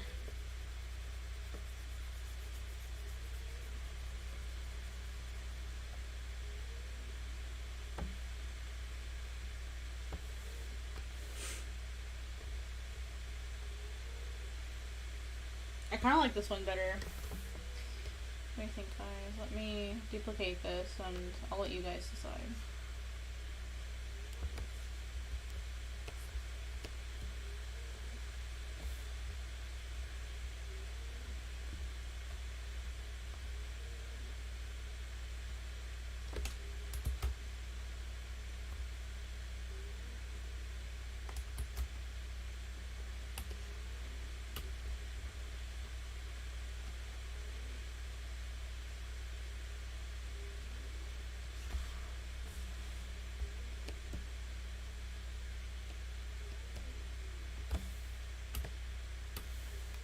I don't know why that layer is still there.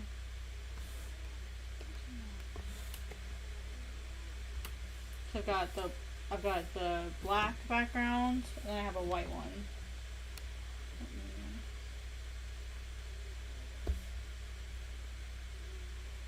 I feel like the white the black stands out better as far as like silhouette goes. But I feel like it kind of crowds it a bit, and then the white one just leaves it more open.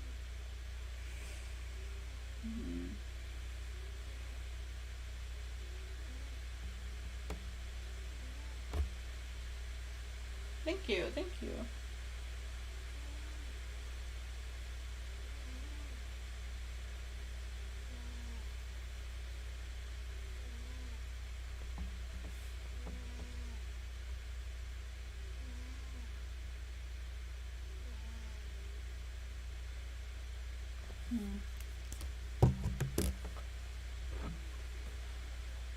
Not sure which one I like better.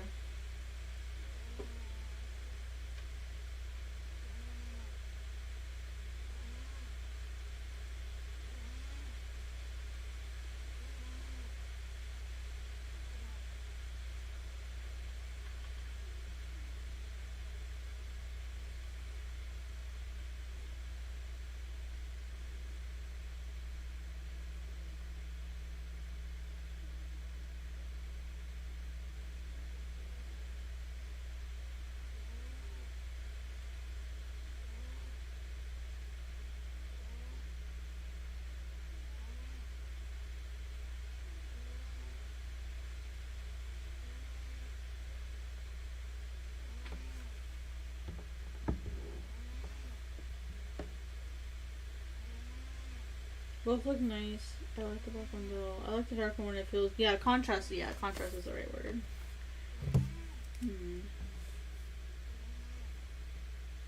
What if I could do like. Son of a biscuit.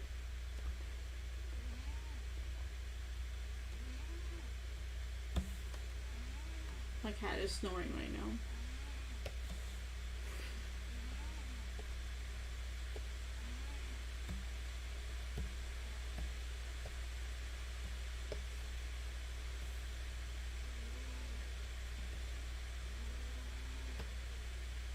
Aquí no los dos.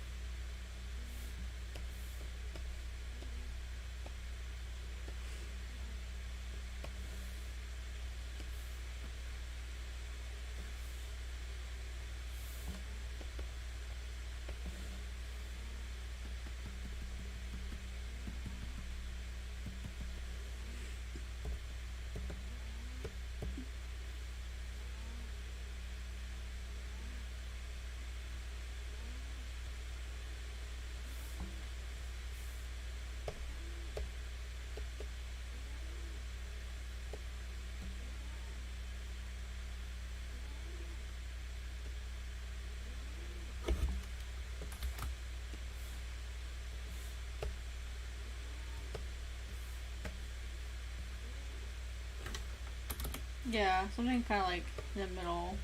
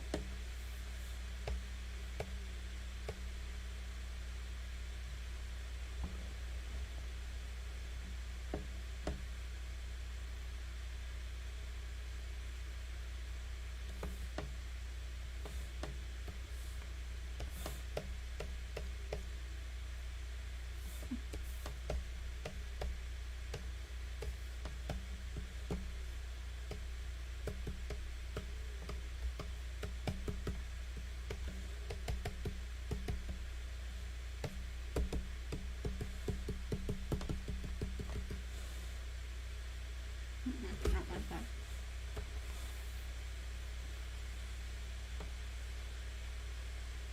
Yeah, take it easy. I'm almost done too, so. I was supposed to stop an hour ago, but I didn't.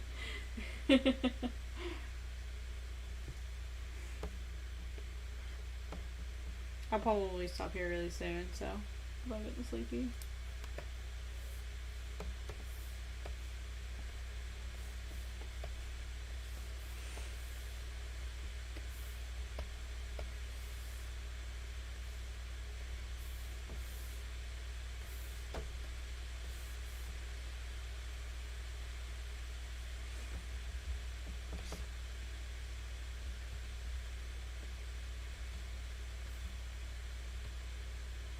Not that one.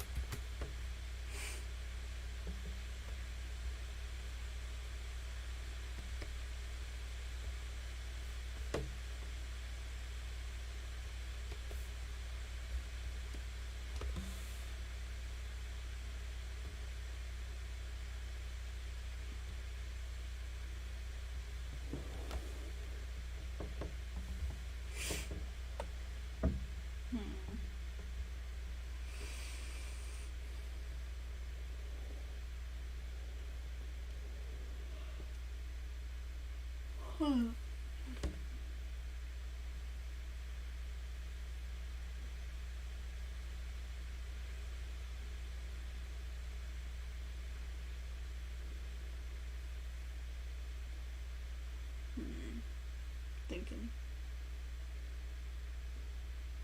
So much floof. He has much floof. He's a temperamental little butthole. Hawk is. He's temperamental.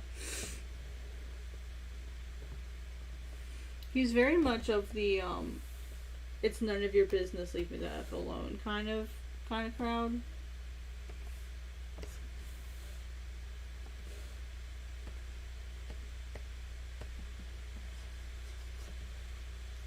See, this all just looks better darker. Maybe I could like put in a gradient of some kind. Where it kinda like gets lighter and darker.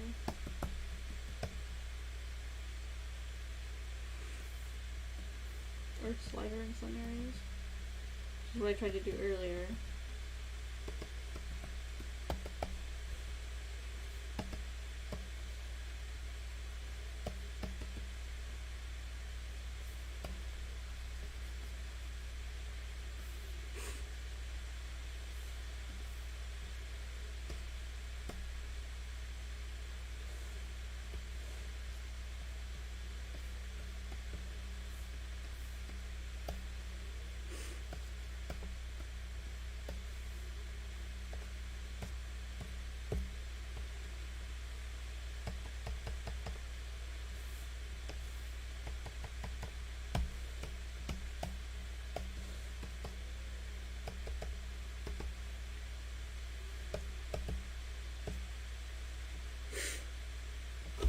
It's not that he hates people, he just likes being left alone, that's all.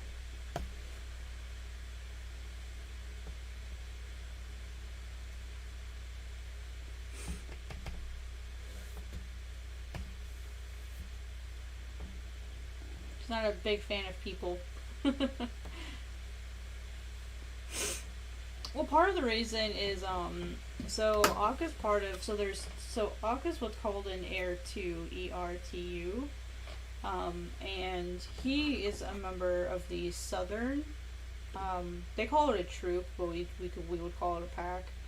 And it's not really a pack per se because they're foxes. They don't really like live together, but it's like the southern species, I guess. Southern subspecies, and their fur is like this nice golden color, and so they've been hunted by the people that have moved onto the island for their fur, and so Akka's gotten very resentful to people, understandably so. He doesn't like people, he doesn't trust people. I think he's justified in those feelings. I'm sure most people would agree. So he just wants to be left alone.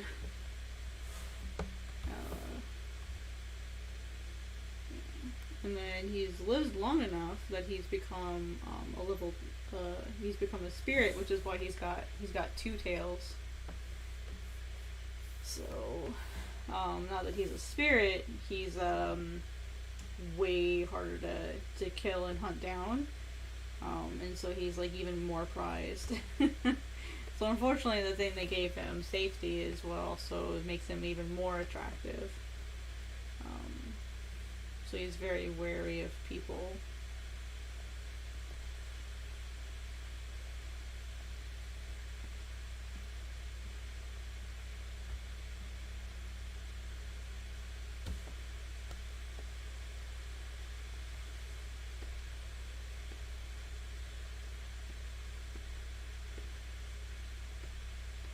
And he meets a female of the same species, and it's not like, oh, here's a girl that's gonna change his mind and fall in love. Oh. Like, it's not that kind of thing. It's more like he meets like another member of like it's technically a third subspecies but it's actually like a blend of like people and the spirit. So like, I think I have to draw this out to have it make sense. So like. So you have, of course I'm drawing like that. So you have air 2, and you have 2 kinds. You have the north, which are red, and then let's learn this better. And then you have the south, which are gold. And then of these, there are 3 kinds.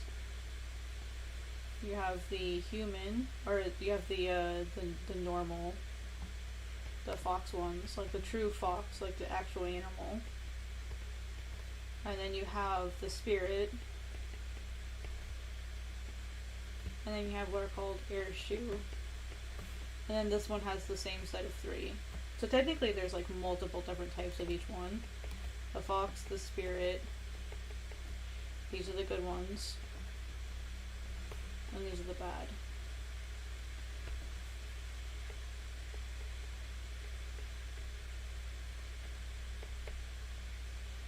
This is the bad. What air shoe are, these ones are sort of like their own special, their own sort of like special category. These are more closely related to like actual kitsune of like Japan, so they're very similar. I'm trying to decide like what their origin might be. Like maybe they're descended from a kitsune that made its way down. That's kind of what I'm thinking is they're going to be their origin, and they kind of like blended together. And so like some are born with this and some aren't. But there's a whole separate group of them that live. They kind of live together in groups. And they're shapeshifters. They can shift between a more human-esque form.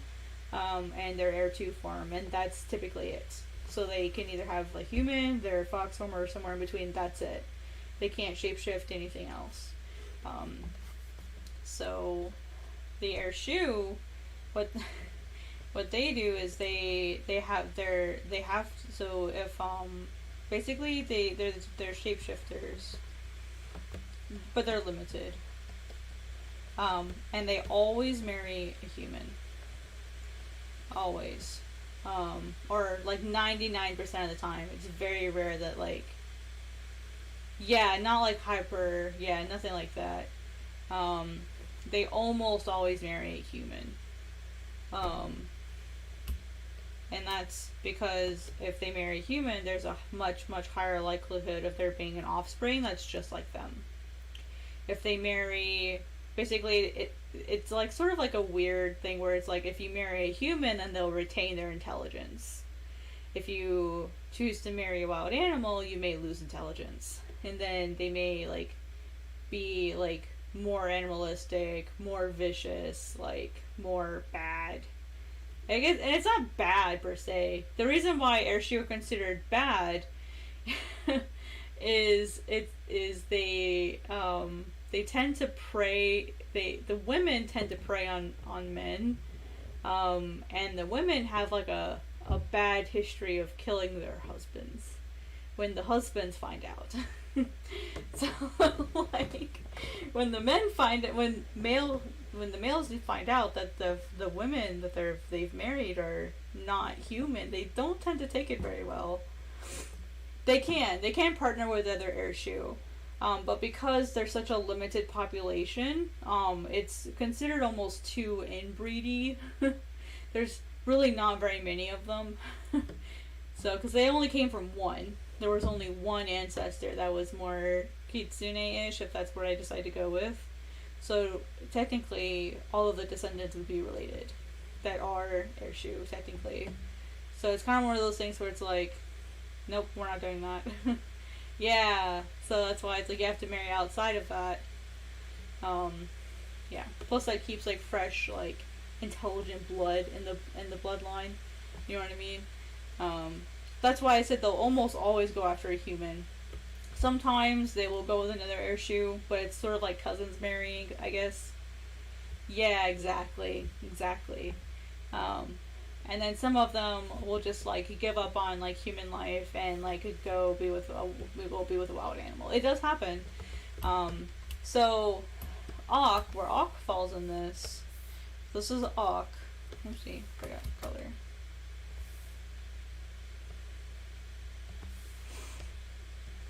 So Auk is here. This is Auk. And then Nave that he meets is, well, she was born an Airshoe, but she's become a good spirit. So Nave was born an Airshoe. Nave.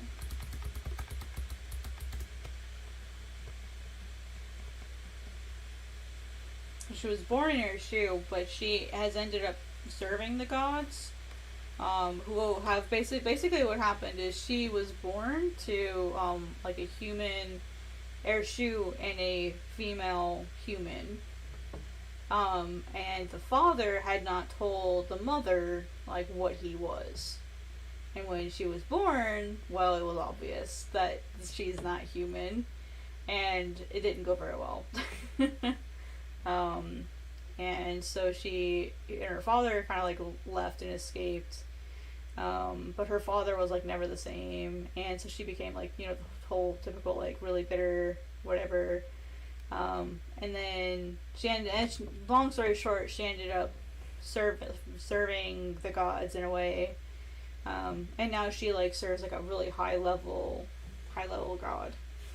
And so Auk ends up meeting her. Like Foley actually pairs the two of them together to work together.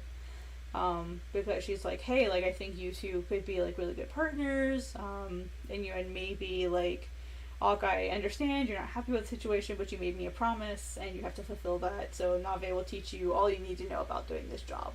Because basically they'd be doing the same job just for different people, so, and Nave is, like, man, she's happy, she's bubbly, she's perky, she's like a wildflower child, like a what do they call them, like a flower child or whatever.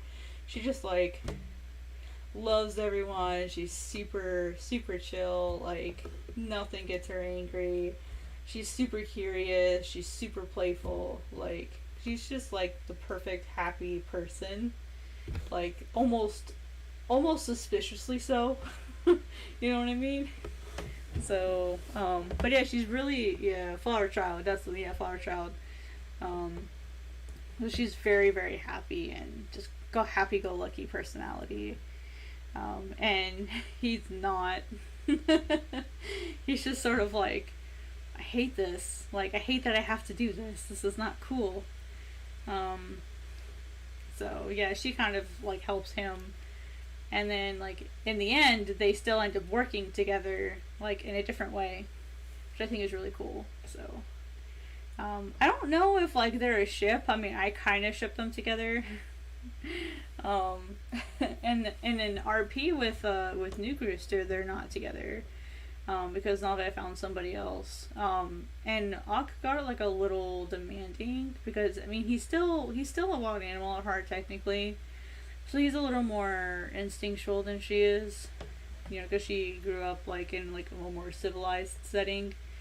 So they kind of like have a little bit of friction that way. So I'm not sure if they would like actually stay together, just knowing how they are like as individuals. But I could see them working together. I just don't know if they'd be like a couple. You know what I mean? Maybe I'll have to think about it. Because I'm sure people are going to ship them together. I'm sure it's going to happen. So I'll have to think about it.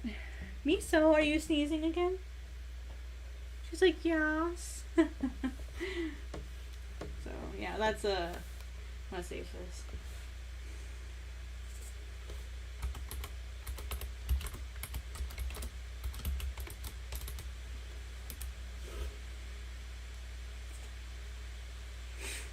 But yeah, so I'm really happy with like, that kind of lore and stuff, and that's one of the stories that I would have in the next anthology would be sort of, like the ancestry of that.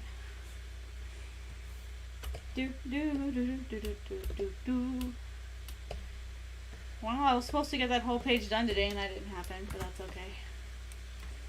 That's okay. I'd stay up, but I gotta get Misa up to the vet tomorrow. Yeah, I gotta wake up early, and I don't wanna. I think they open it. If I can drop her off at 8, that's good enough. And if I'm like a little bit late, it's fine. Let's see. Yep, it's 1 o'clock. It's my bedtime. My phone's like, it's time for bed. Yeah, I got a major panel done. Which, I mean, if I had done this from the start, it wouldn't have taken me near as long. But I was kind of playing with it. And then, like, one of these bottom panels won't take long at all. Like, this bottom left one will be pretty easy. It's this one that's gonna, it's this one. Let's see.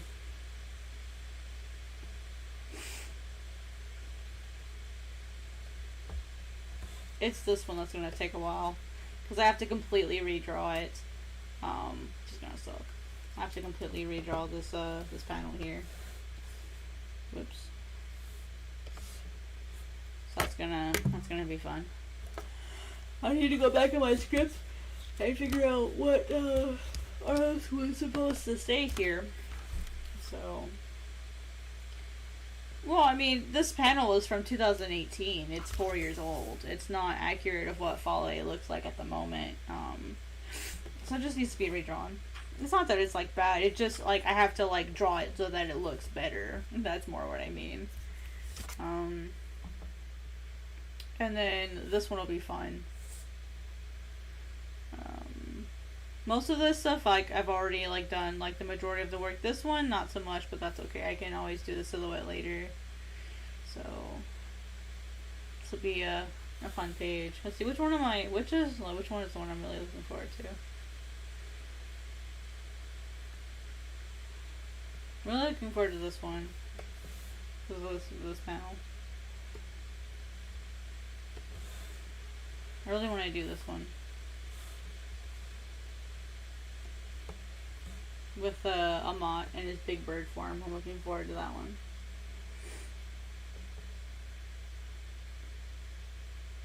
So he's way different than when he used to be. I've basically taken the like his big horns off, and now he just has little ones. Because I'm like, nah. I mean, I thought he looked really cool, but I was like, no, we're not gonna do that anymore. So he's more peacock-like now than he was vulture-like. He's kind of like a mix between like a vulture and like a peacock now. So he's kind of like a mix of the two. So he makes me think of Shen, like like Shen from Kung Fu Panda 2. That's kind of the way that like his tails are, how they have like eyes on the ends. Like that's kind of what it makes me think of for like his tails. He's got 4 tails. So Shen, I love Shen. And I'm like, because I watched Kung Fu Panda last November when I was there, like, or not last November, in 2020, and like it stuck with me. Like I keep thinking about it. I'm like, oh my god, like I need to add Shen's inspiration in here somehow. And I was like, the tails, Amat's tails. And so I'm like, this would be perfect. So like I threw the eyes on there, and like, yes, me too. I love Kung Fu Panda 2. It's my favorite one. And like, if I could, I would love to have like the voice actor for Shen do Amat. I'm like, remember that voice you did for Shen and how like evil and bitchy and hateful he was? Do that. But make it like bigger and meaner. You're a god and you're arrogant as fuck. Like, do that. So like that would be my first pick. That'd be my first pick. It'd be a very similar character. So that'd be really fun. But that's like really, really, really high level voice actor. So I could afford that. But that would be the type of voice that I imagine for Amat.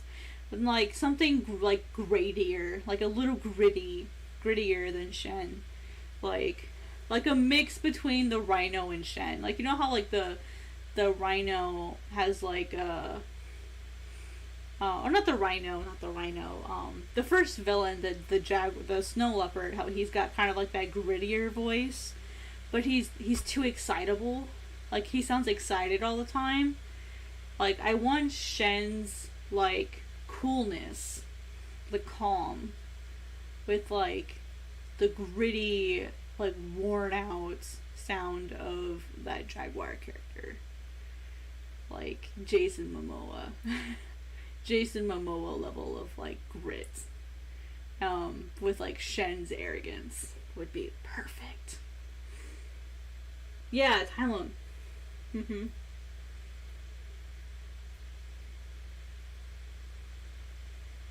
Yeah, Tai Lung was pretty cool. He was a really fun character. Tai Lung. But yeah, I'm having so much fun, like, kind of starting to pick out voices for characters. The hardest one is Aros, for sure. Aros is definitely the hardest one. I have not heard a voice quite yet that I'm like, that's him. I haven't heard that yet. With Zai, I've kind of got a few for her. But yeah, Shen was great. Shen was.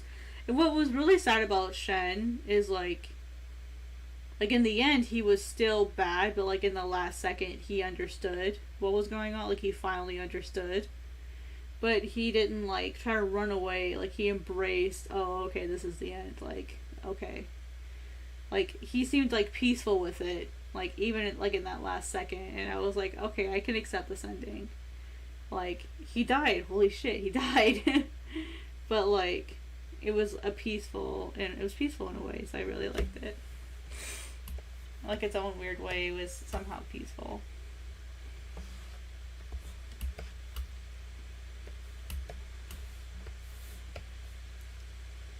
Alright, now I need to put in the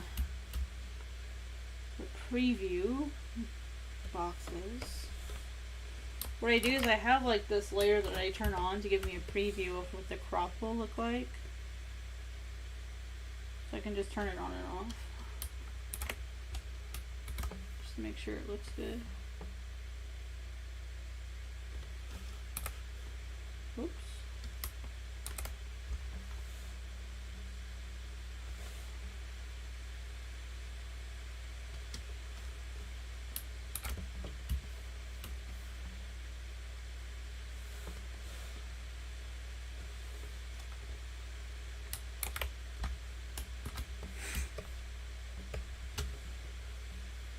Yeah, usually you don't put art in this region in the center, but I'm like, whatever. Yeah, resign to the fate he chose. Yeah, exactly. I feel like Aros is gonna end up that way. With the big plot change that I had that caused me to have to change the name. I feel like Aros is gonna have a very similar fate. Where he's like, okay, like I've messed this up. Like this is what I have to do.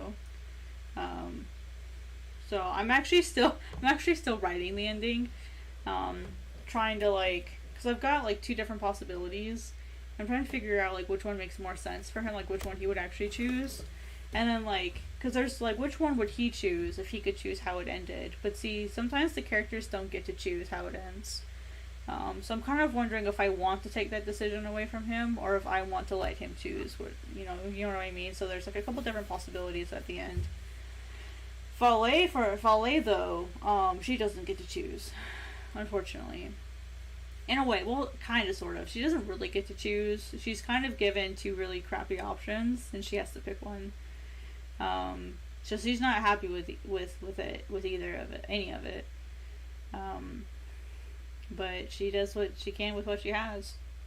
So I feel really bad for her, honestly.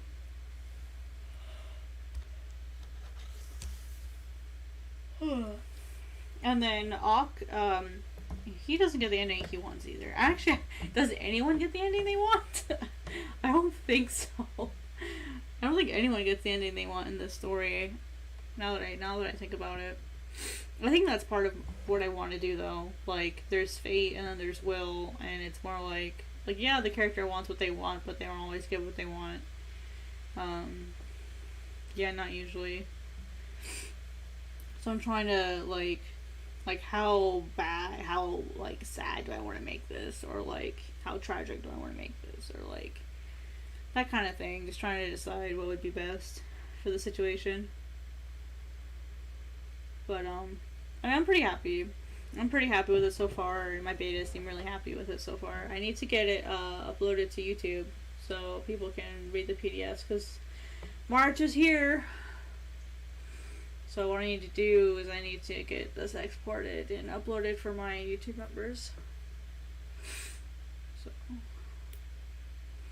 woohoo! I gotta do that within the next couple days. I was trying to see if I could get like another set of pages done before the end of the month, but we'll see. So, okie dokie. I should go to bed. Hi, Miso. You gonna say hi? Miso? Oh, your voice is gone, my poor baby. My poor baby. I feel like your fever's back. Man, girl, what am I gonna do with you? What am I gonna do with you? Her voice is completely gone.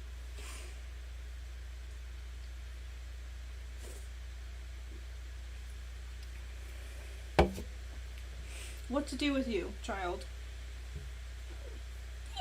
Oh, you got okay. Your voice is still there. You just were choosing not to make any noise earlier. Yeah. Miso, say hi.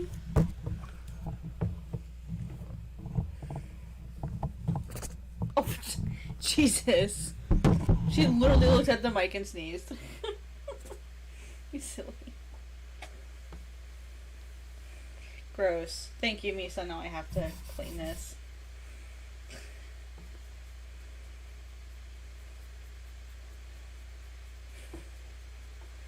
She's like, well, you told me to say hi.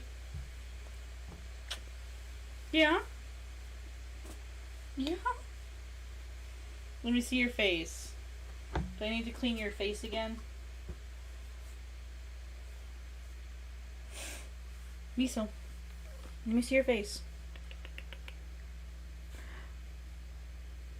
Doesn't look too bad. Yeah, I gotta clean your nose though. Gonna have to clean your nose. Don't hide your face from me. Yeah, I gotta clean your face. I gotta clean her face before I go to bed.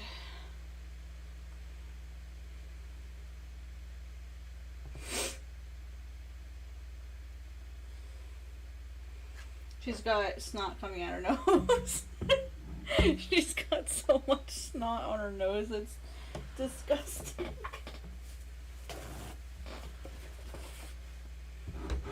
Yeah, Miso, your favorite towel.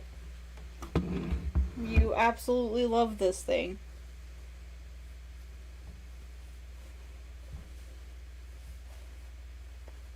Alright. No, don't you run away from me. She's like, Mom, stop it. Damn, girl. You boogers. Damn. Let me see your nose. I know you don't like this thing, but it'll help you breathe. Thank you. Good girl. Good girl. Good job. Alright, have a good night. Take it easy. Don't work too hard. Go get some sleep.